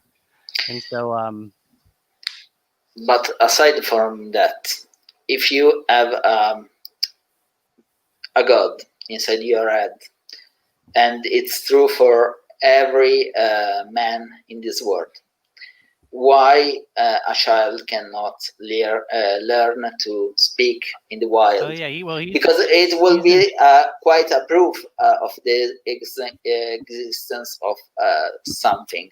Because if you um, raise a child in the wild and it becomes an ape, basically, it means that what we are, it's all about what we have um, around us and nothing else. If God is real, He can save that child. He can turn that child to something else. And in Well, I mean, reality, it's not you like see, that. there's the cosmic conflict that I was telling you about earlier, and there's reasons for that. This current era is a seed, and so the evil of this time is the necessity of the seed. We set evil aside, so it'll never exist again. But if we never actually set evil aside, then it's like a lie. Like we're just pretending evil was set aside. So there's the problem of evil. I get that. But as far as like God does miracles, like proving himself in his plan is when he does these big loud miracles. And they're really special events in the Bible. And like they can't be Yeah. special events if there's miracles all the time. But what Christ said about this, Christ said A wicked and adulterous generation seeks after a sign. No sign will be given to them except the sign of Jonah, because 3 days and 3 nights he was in the belly of the fish, so also will the Son of Man, that is God as man, he will be 3 days and 3 nights in the earth. And so that's the only sign you get. Like, he's pretty straightforward about that. And there's a reason for that, right? He doesn't want you to believe based on some other sign. The whole thing is like, his sheep hear his voice. Those who are of the truth hear him. If you get to the point that you hear him, then you're of the truth. Like, that's the whole point, is to get to the point that you hear him. You're of the truth, then you're alive. And there's a process to that. And that process doesn't involve jungle children being miraculously cultured. Well, the problem is, until you do not hear his voice, you are in the dark. So you can basically do not prove to me. You cannot prove to me about your experience. You can talk to me, and I can even give you that I do not think that you are lying to me at all. But it's an all other thing to believe the same, if you can understand. Yeah, and you say that what I'm telling you is I'm telling you you're in the dark, but I'm also telling you that the light shines in the darkness, and that the dark does not take down that light. And like, there's a reason you're not a cannibal, you know, and it has a lot to do with that the darkness doesn't take down the light. You're in there in the darkness, but the light's there with you. And those of us who are Christians, we are the light of the world. And as this world globalizes, everyone is benefiting. Imagine if Rome had globalized without ever being Christianized, just how horribly atrocious this world would be. But, you know, I can think of some society that I would love to live in without Christianity. And I'm not talking about some utopia, but real places like Japan. Japan has nothing to do with Christianity, and it's oh, quite. they have an insanely high suicide rate, so obviously you're mistaken about your conclusion. Well, You're being naive somewhere in there. Naive, to be honest. I find it fascinating their culture. I don't know about suicide rates, and it's a lot of that I bet has to do with their society, because it's a real. If I may give my opinion, Yeah, they have very high standards, yeah, and that high standard can drive one to suicide. Like, I'm not good enough with the ego, you know. But it's with their Christ, problem, I but with, think. but with Christ, everything is founded on forgiveness, and even the high standard, he gets the credit for it, and we just enjoy it. I mean, it's just, yeah. But So you're talking about a I, place that has a high standard, but because it's human, it's in ego, and that high standard, it results in a high suicide rate. But if we think about another high standard, the high standard of Christ, now we're talking. Now we're cooking. Christian do not commit suicide. I think it would be very rare for someone who actually trusts and follows Christ to do that, but that could happen too. Yeah. Yeah.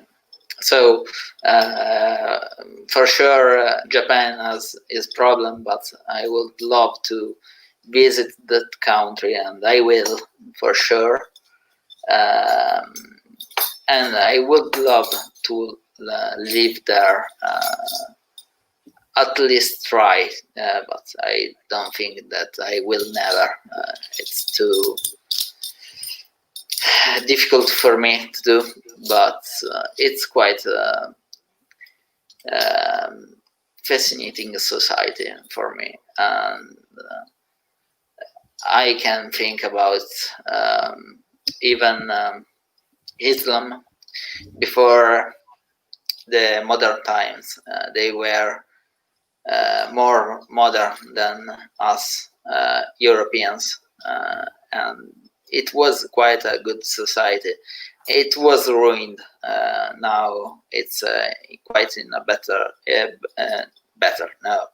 a worse shape. But in the Middle Ages, we were the savages. We were the bad ones. So yeah, I think that some good society can exist even without God. Not perfect ones, but I don't think that a perfect society would never exist anywhere. Yeah, no, we're gonna have a perfect one when with the new heaven and the new earth. And I don't know if perfect means like zero flaws with people.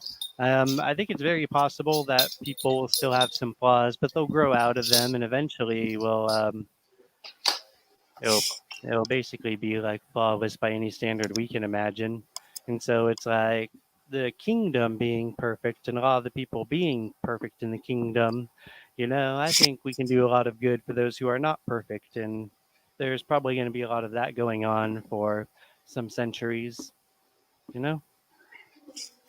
I hope that you are right.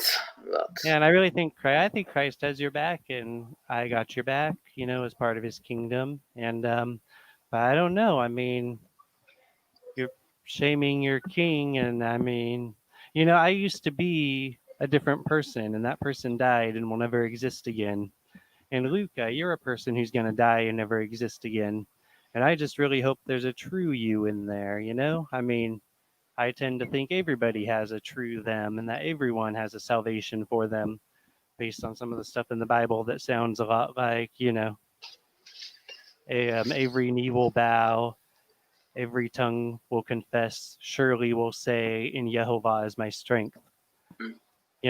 So I mean, and that's after he talks about being a savior unto all the world and all the world coming to him. So I'm very hopeful for you anyway. But I wouldn't really want to motivate you like you might go to hell so you have something to gain. It's like Christ is so beautiful and he's been so good to you. And when you face him, when you've shamed him, that's really. it's not like I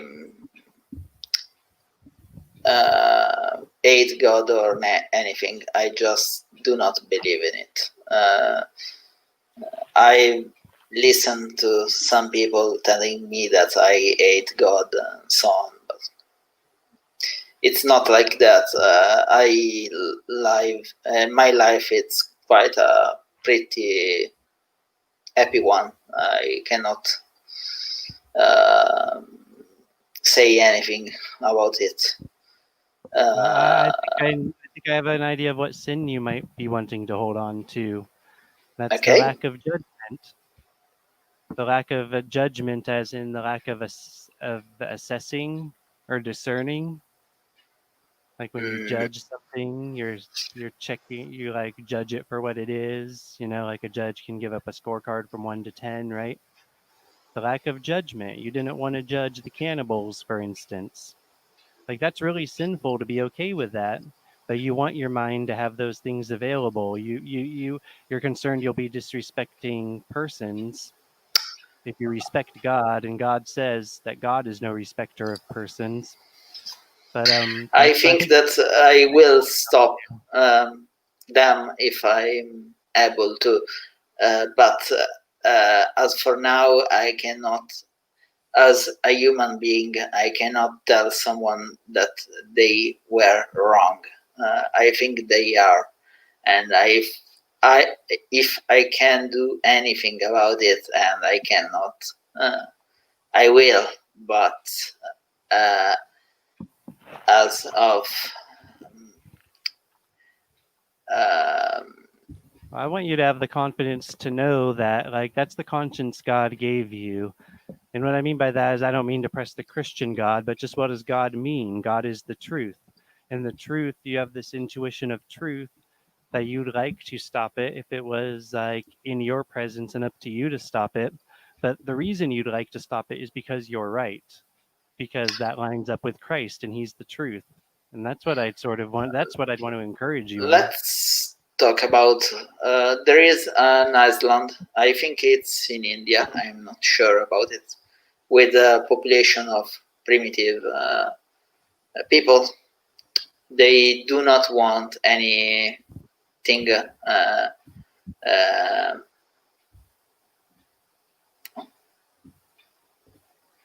Okay.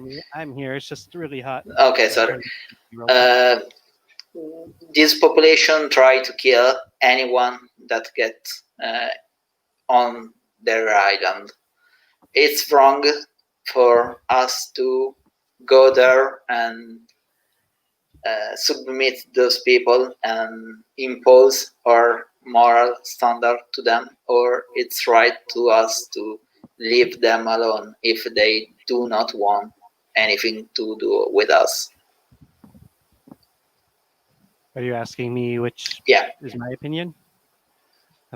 Yeah, you see, because I am not of this world, and all I know to do is to proclaim Christ.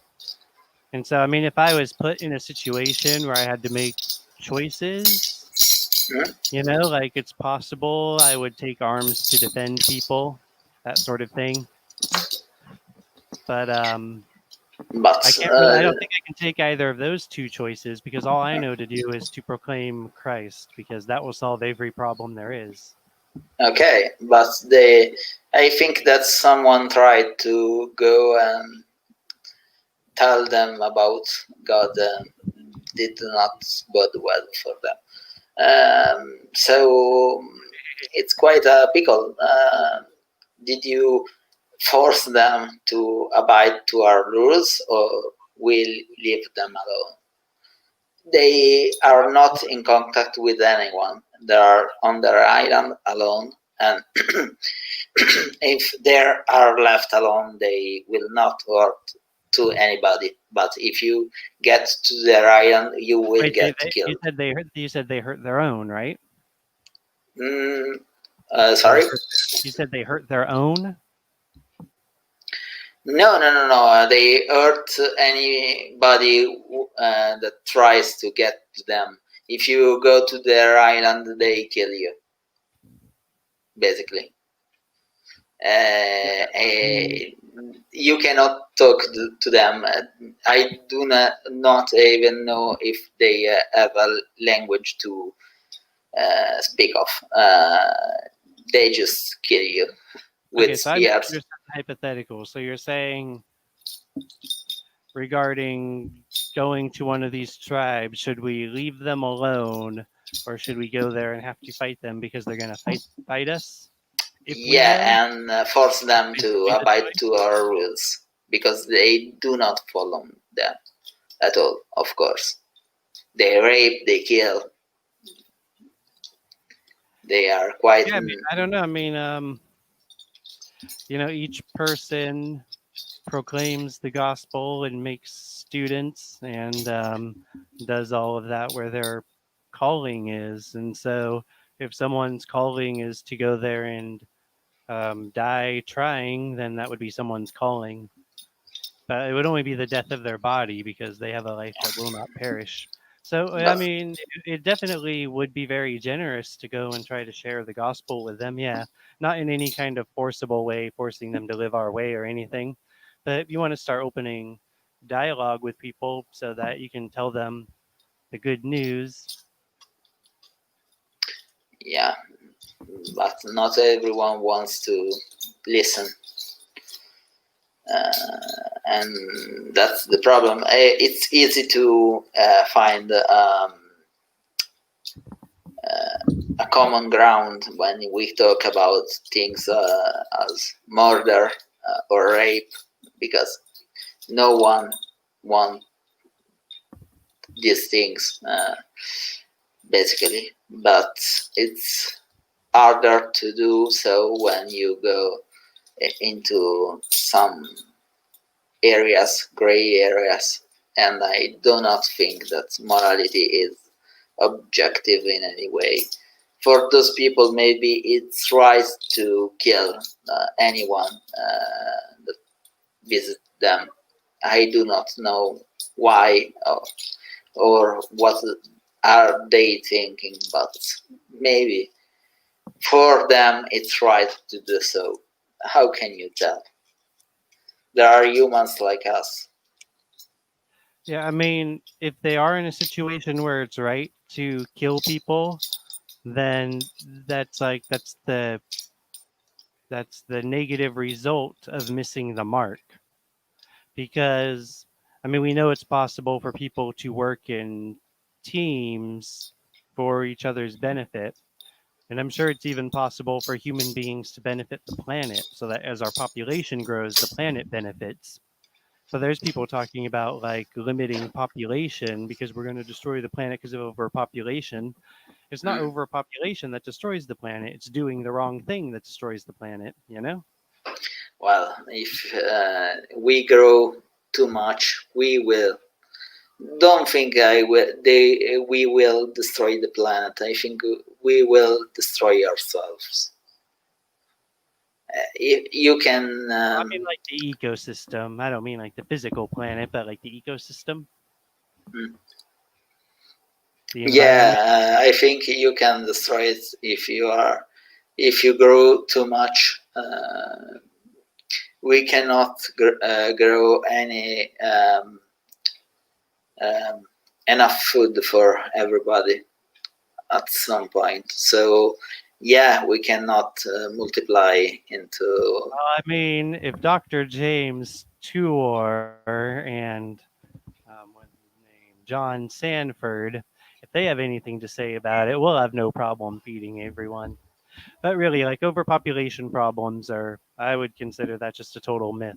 Humans are capable of so many things. They supposedly went to the moon, but we can't handle like doing the right thing so that we're not a detriment to the planet.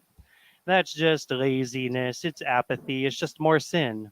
To be honest, you say you're not attached to your sin, and as we talk about it, you're pretty stuck on that whole sin side of it. You know, you're kind of stuck with the cannibals. You're kind of stuck with destroying the planet. You know what I mean?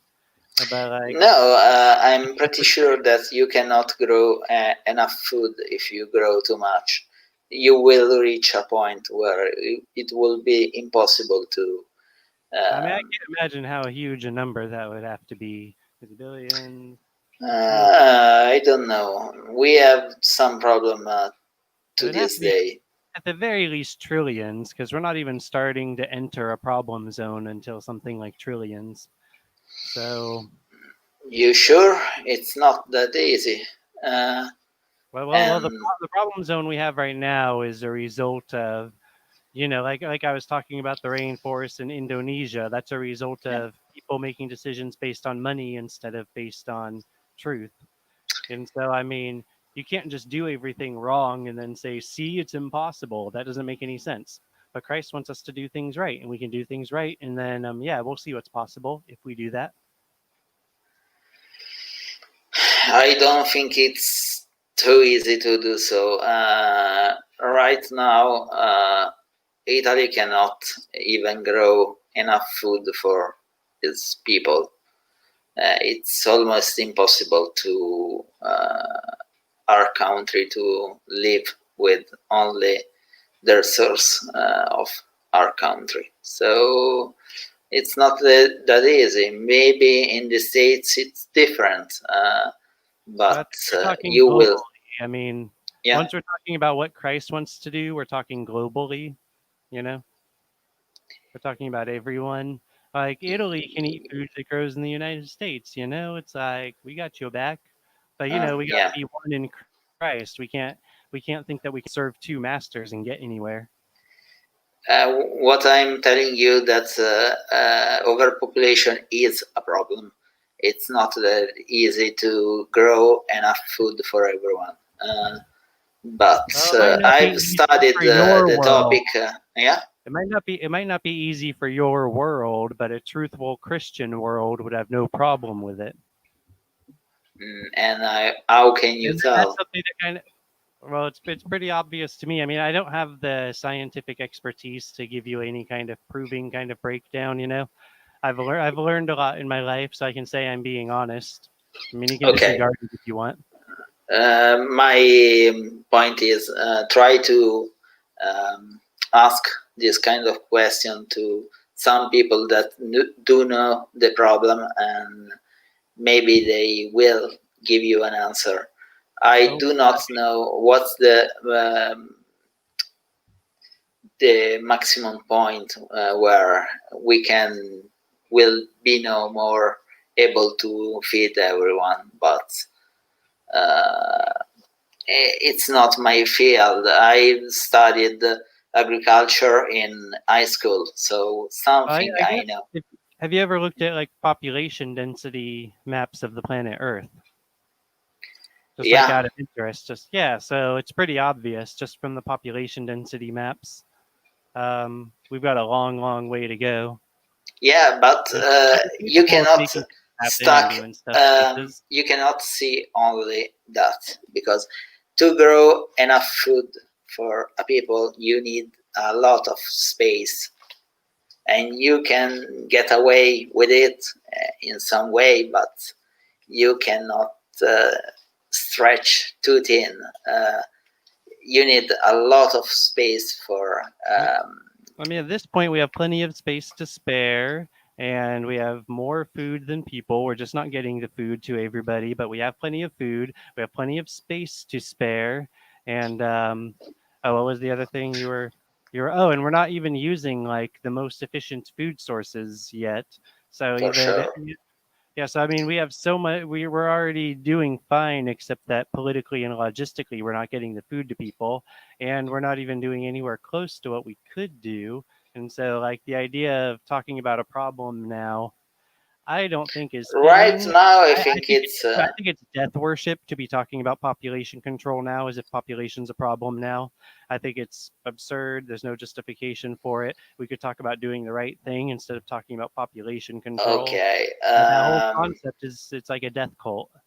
And I'm not saying you're supporting that concept. I'm just saying no, because I do not have the knowledge to do so. So I can just say to you, try to speak with someone with the knowledge about this topic.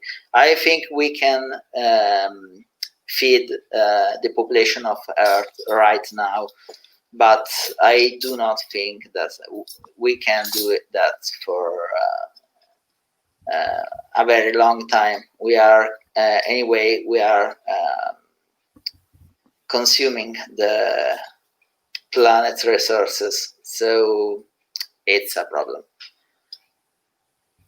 Yeah, for now I can give you that basement. But Canada, it's not the ideal place to grow crops. That's actually very true. But certain times of year, though, you can really do a lot with it. And we have food preservation for other times of year and stuff now. So we got plenty of ways to problem solve. So, like, and I can give you that. But I don't think that's so far away, the overpopulation problem. I do not know how far it is, because I do not have the knowledge. But I can tell you that you cannot see the density of a population and just tell, okay, there is a lot of space. Sadly, there are a lot of problems with that. You need really a lot of space to grow crops, take and a huge amount of animals. It's not that simple. I would say that for us to know the math, we would first have to be doing something based more on truth and less on market forces. Because it's like we're not even trying, and then we're basing math on like our observations, but we haven't even tried right yet. So I'm not really interested in the math based on wrong. I'm interested in what the math would be if we do it right. I would propose doing the right thing, you know. Well, ask that to someone that knows the math. It's all I can tell you. It's not my field. I just studied it in my high school, so I knew something, but not even enough to speak So, on the topic. so how do you learn things if you can't assess things outside your field? I can read about that. Well, maybe I'm On being this unfair. topic, I'm not well informed because it's not a huge problem here, Yeah, and I so guess I'm being unfair in the sense that assessing such things takes a very wide scale awareness in a lot of subjects, you know?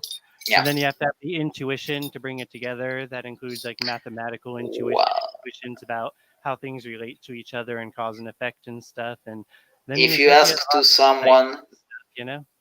if you Well, ask I've about learned a that lot already.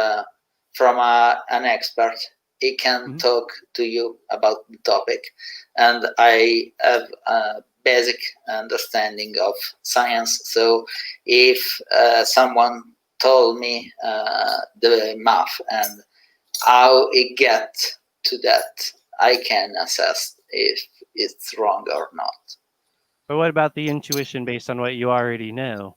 Like based on what you know about food supplies today, and based on what you know about population densities today, and what you know about agriculture and geography, and what you know about, maybe like biology and Mm. chemistry and problem solving and technology and human ingenuity, and like how all I these things. can tell you that if some um, Yeah, previsions are not, I can tell you if someone is telling me something wrong or not, because I have some basic understanding of the topic. So if someone came to me and tell me, look, the earth can sustain mm, this number of people, I can believe it or not, but it's not just about intuition, it's about science. I can check the data and tell you if it's wrong or not. yeah, but But the data doesn't have the conclusions. You know, we take the different data, and we can take the conclusions too, and consider that that's what people are doing with the data. You know, the specific conclusions. I mean, we can also use our own intelligence and awareness of things to assess the data and all that. science is I, a process I mean, for, to be fair, I spent a lot of time unemployed studying like yeah, every topic under the sun. And okay. so I can't really expect you to consider, and I took a lot of time to assess these matters. So if you haven't taken the time and haven't done the studying, then it's not really fair of me to be like, can't you No, no, assess? no, but I can tell you that Yeah, I get science, that. I get it's a method to remove your bias. So if you have data, you can reach a conclusion. So and you can tell if the data is wrong or not. So yeah, I can. I never. I'm not informed about this particular topic. what I'm saying is this topic is a little too big for science to just like cleanly get the answers to, That's not how it works with like these huge scale topics and hypotheticals. Well, what if we did the right thing and global, and you see what I'm saying? It's like well, you there's, can there's no lab measure that. there's no lab that the planet Earth fits into, and they just test this. So the science is just like the science is what they start with, but then you gotta, if they're gonna conclude whether or not we have population control issues, well, that's not science. You start with the science, and from there you assess it the best you can to come up with those kinds of conclusions. Let's pretend you have a model that you think it's the best. You take that model and upscale that to the planet. There is uh, you can do that. So yeah, I think you can get an answer. And sure, you can discover new technologies and things like that, but you can go so much far. Agreeing, but you're calling it science. Like, I mean, It is. well, upscaling is not science. Like, you would have to test, it would be science if you tested whether or not you upscaled correctly. Like, science is testing and observing and being able to repeat the testing. And like, there's nothing wrong with philosophy of science, but it is philosophy of science.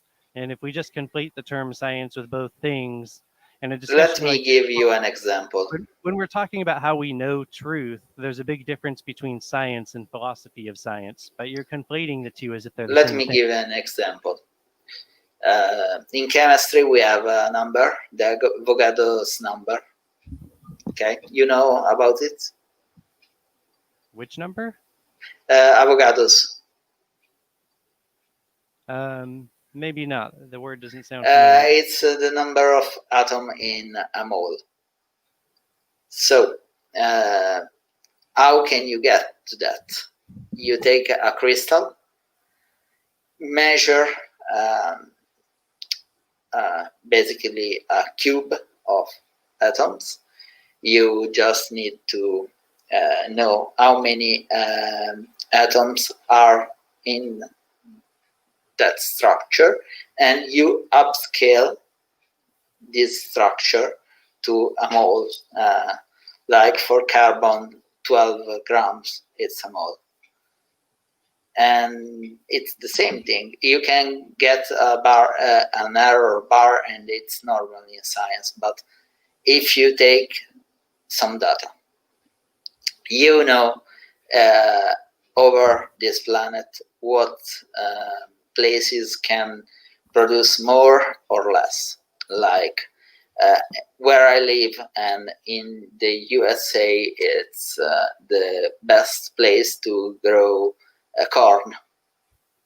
You can get that data and you can apply your best fit model and upscale to the planet.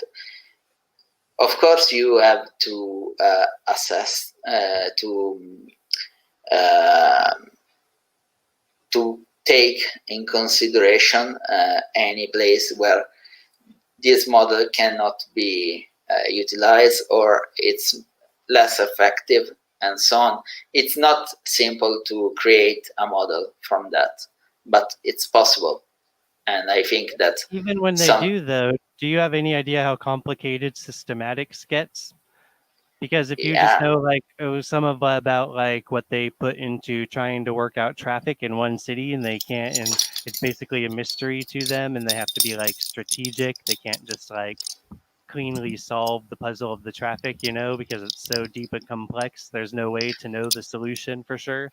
The problem Like, of the traffic, I think that the fact that you need to systems, global systems too, and it's not like they just know the answers to those systems. So yeah, we're talking about something that's pretty mysterious, and you're telling me to like go talk to the people who know. There's not the people who know. You It can know how much can grow in a place. You can test it, and yeah, but when you go to extrapolate it to the global level, you have systems that come into play, and that just totally, it's just not working as any kind of, you'd have to spend, like, you have to spend the time testing that system before you're getting anywhere, and that would take decades or centuries to like. Maybe someone it would take centuries to begin to test the systems of globalness. It takes decades just to testing it data about certain spots and stuff like that, and to correlate data and stuff. Okay, but, if you get really, really into details, it's hard to do so. But I think you can get to a viable model with a reasonable margin of error, in my opinion. But I'm not an expert on that. I don't think there's been enough time so far to get reasonable margin of error as far as what all the the potential systems if we keep doing better and do our best. You know, it's like we're talking about data on hypotheticals that don't even exist yet that could affect math in all sorts of ways. Like imagine 100 years ago, like trying to imagine politics based on mass communication, based on microchips in the internet 100 years ago, you It know? will be impossible. So it's like, yeah, and I mean, people made ambitious predictions, and those came pretty close to true. And it's like I'm confident with what I'm looking at now. We could make ambitious predictions about what truth would do, and those would come true. As far as like truth is like the best technology. It's a revolution, like beyond the microchip. Okay. And that revolution was like given to us at the cross, but it's going to continue forward unto, well, you see, it's like I'd like to think it's somehow gonna like do its thing, but is it, or is it gonna fail and Christ is gonna come save us from it? I don't I know. do not. Yeah, but I do know that you know better than to be concerned that you might not be right, that cannibalism is wrong. See what I mean? There's a voice of truth there that I want you to know you can trust. That cannibalism is wrong. But that comes My from problem where is from. if there is a voice inside all of us, why those people do not have that voice? Well, there's a lot more going on than that. The Bible addresses the fall and sin and who Satan is and the ways of this world. And like I said, we have to put sin aside so it's put so that it is set aside. We have to cast it into the lake of fire to be destroyed, so it's destroyed. It's But like to do that, you need to show to me that sin is true, and not just in a general way. So if I sin, I'm different from you, and how can you tell that? And you're not you different. said to me that you cannot tell that. Well, you're not different because you sin. You're different because you don't trust Christ. I would put it as like the direction you're going, you know? If you're going towards Christ, then it's not about how far away from him you are. If you're going towards him, you're his.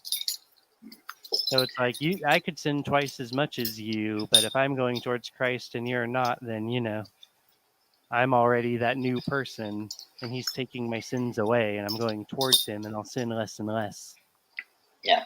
But you ask about if it's not true or well, that's the thing is like I'm trying to show you how it's obvious to you that it's true.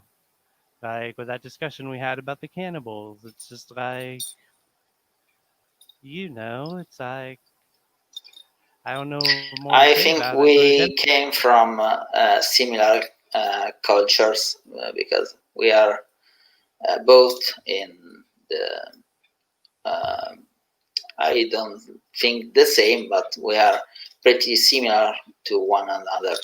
I think we can switch our places.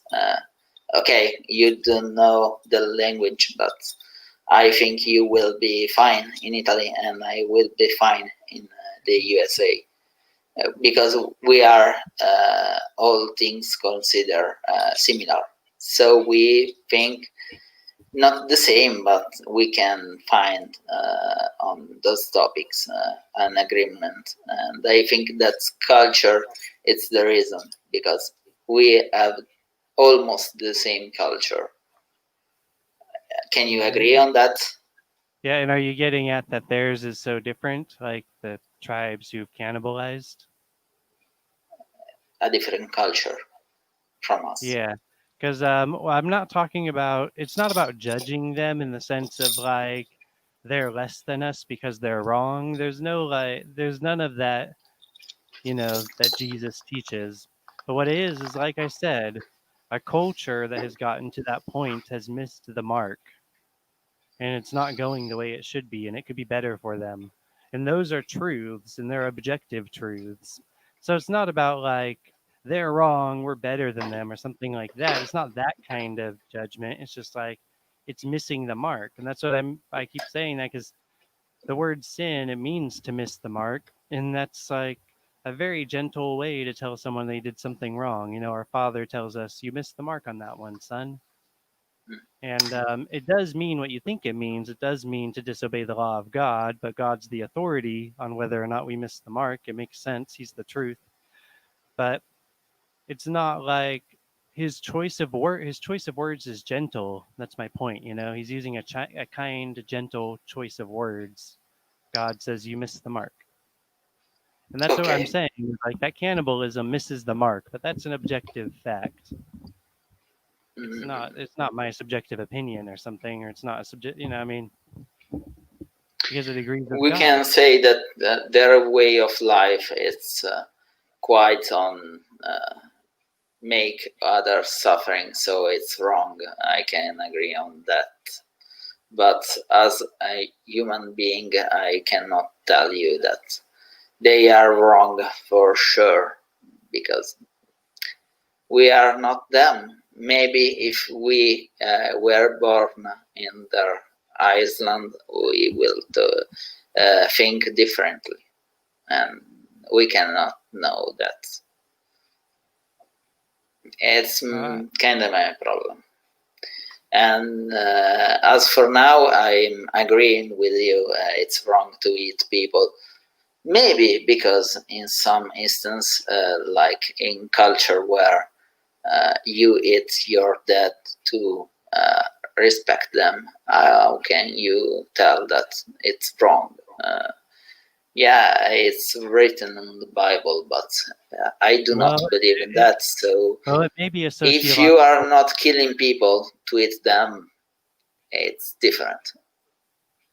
Yeah, but once people are food and food's an economic factor, then there's risk in that, at the very But least. they are not food. If it's a part of I ceremony, mean, they're food in the sense that people are used to eating them. So, like, if it gets desperate for food, it would be easier for them, you know. And then, like, it could become an economic factor in desperate times. And personally, I think in desperate times, it's better to die than to cannibalize. But I mean, someone could disagree on that. I see yeah, why someone would disagree on it's that. the point. How can you tell if it's wrong or not? If you But, are and I starving think that, in a airplane accident, it's wrong yeah, and to like eat. I say, it's not always about Yeah, judging it's people. all the point. You, No, no, because what I'm saying is like it's not the ideal situation. It is a situation yeah, that has missed the target. It's missed the mark. It is sin. That's what I'm uh, saying. but Sin it's a doesn't sin mean to God's eat mad at you. someone Sin if you means you are missed dying. the target. Well, if you get in a situation where you have to eat someone or else die, that situation is not the target. We've missed the target. We've missed the So mark. it's a sin.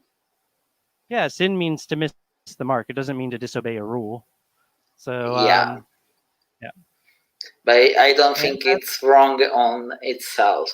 Okay, if you kill someone just to eat them, I think it's wrong. But if yeah, you and get into a it's situation like that, I cannot tell you that you are doing a wrong thing, because if you want to survive, maybe you have a child and a wife at home, and you really want to survive, and those people are dead. For me, it's not wrong. And it's all the point. It's not universal.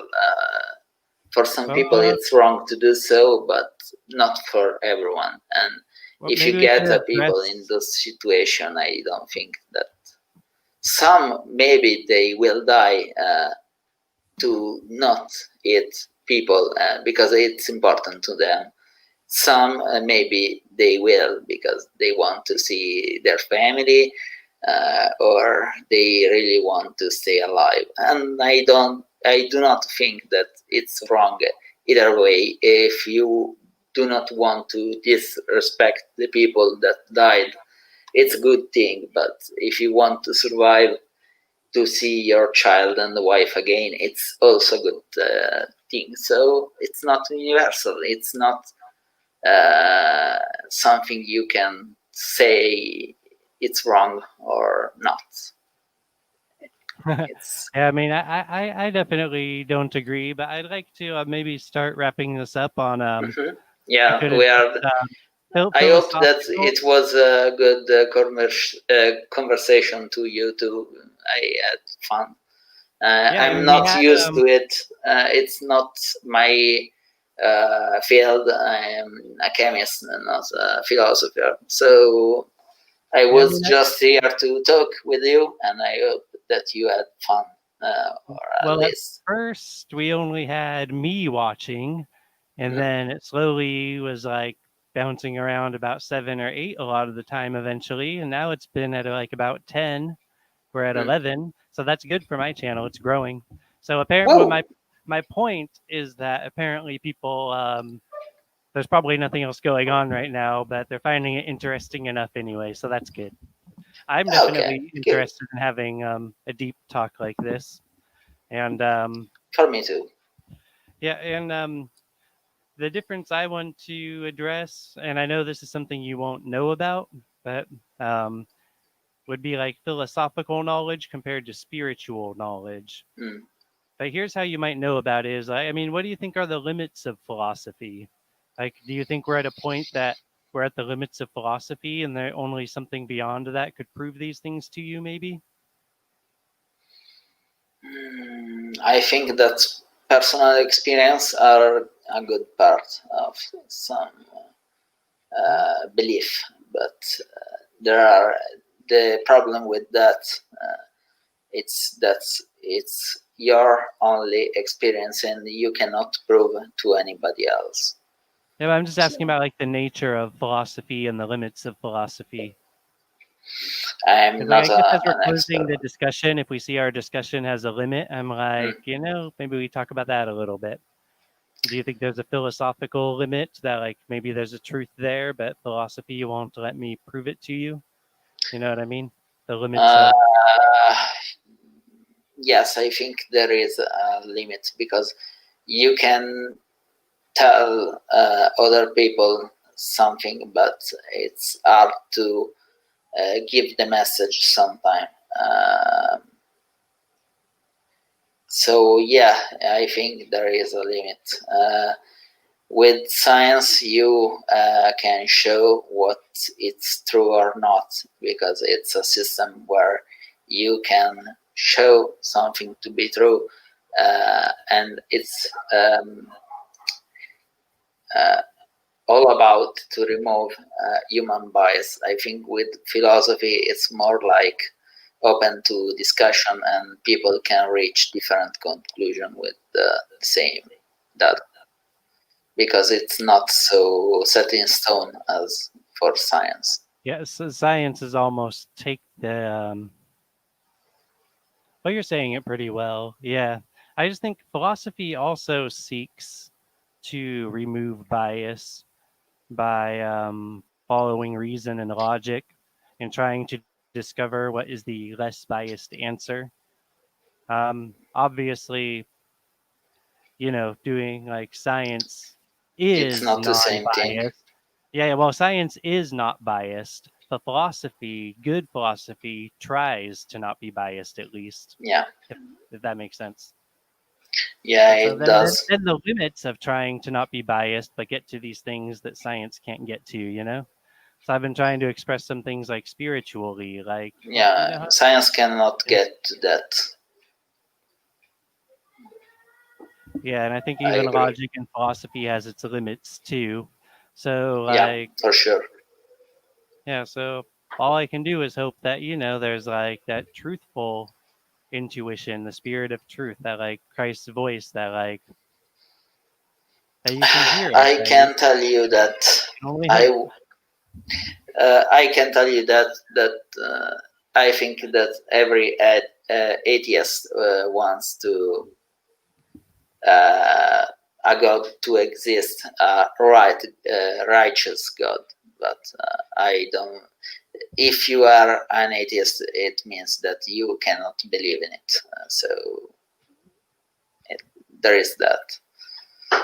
But of course, if you can show or your God or any God can show to me that it's real and it's righteous, and we all will survive after life, after our life, and life forever. It's a good thing, but I cannot believe in it. Just that I cannot. Well, what I would want to ask you another time would be if there's some kind of worldview or something that you, for some reason, think it's stronger than the Christian one. Sort of the idea that, like, you don't know for sure, but it is the most likely. Which that's not where you want to be trusting Christ, but it is a good starting place to be more open to it at some point, you know. But yeah, I don't I want to need open to that huge think topic about now. it. Yeah, but oh, cool. That's I very have some think about it. belief, because to be an atheist does not mean that you cannot believe in supernatural things. As you know, I had some pretty strong experience in my life, so I am quite open about the supernatural. I cannot show anything about it, and I know that on. But I'm open to it. So yeah, there is some kind of view that I can share. Maybe another time, because we are uh, two Amazing. hours and a half Yeah, we're and 2.5 counting. hours. Here's something Basement Dweller had for you. They want a god that plays by their rules. It doesn't work like that, Luca. Mm.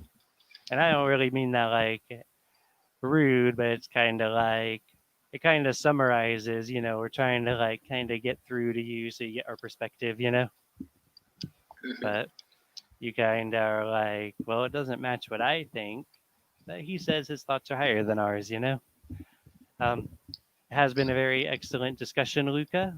I'm just going to say my standard send off after you say goodbye.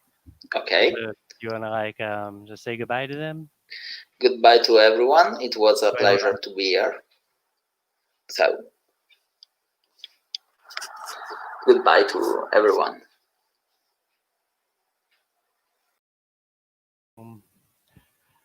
Okay, thank you, Luca. That was an excellent talk, and I look forward to like just chatting with you.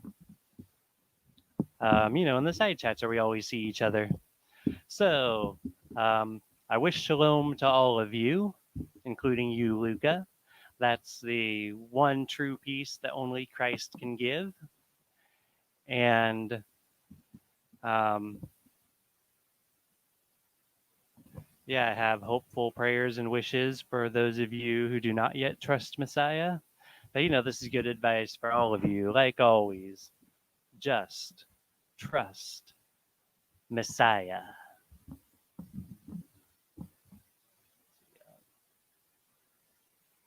People are like saying goodbyes. Oh, cool. Someone showed up. Shalom, Daniel. Okay.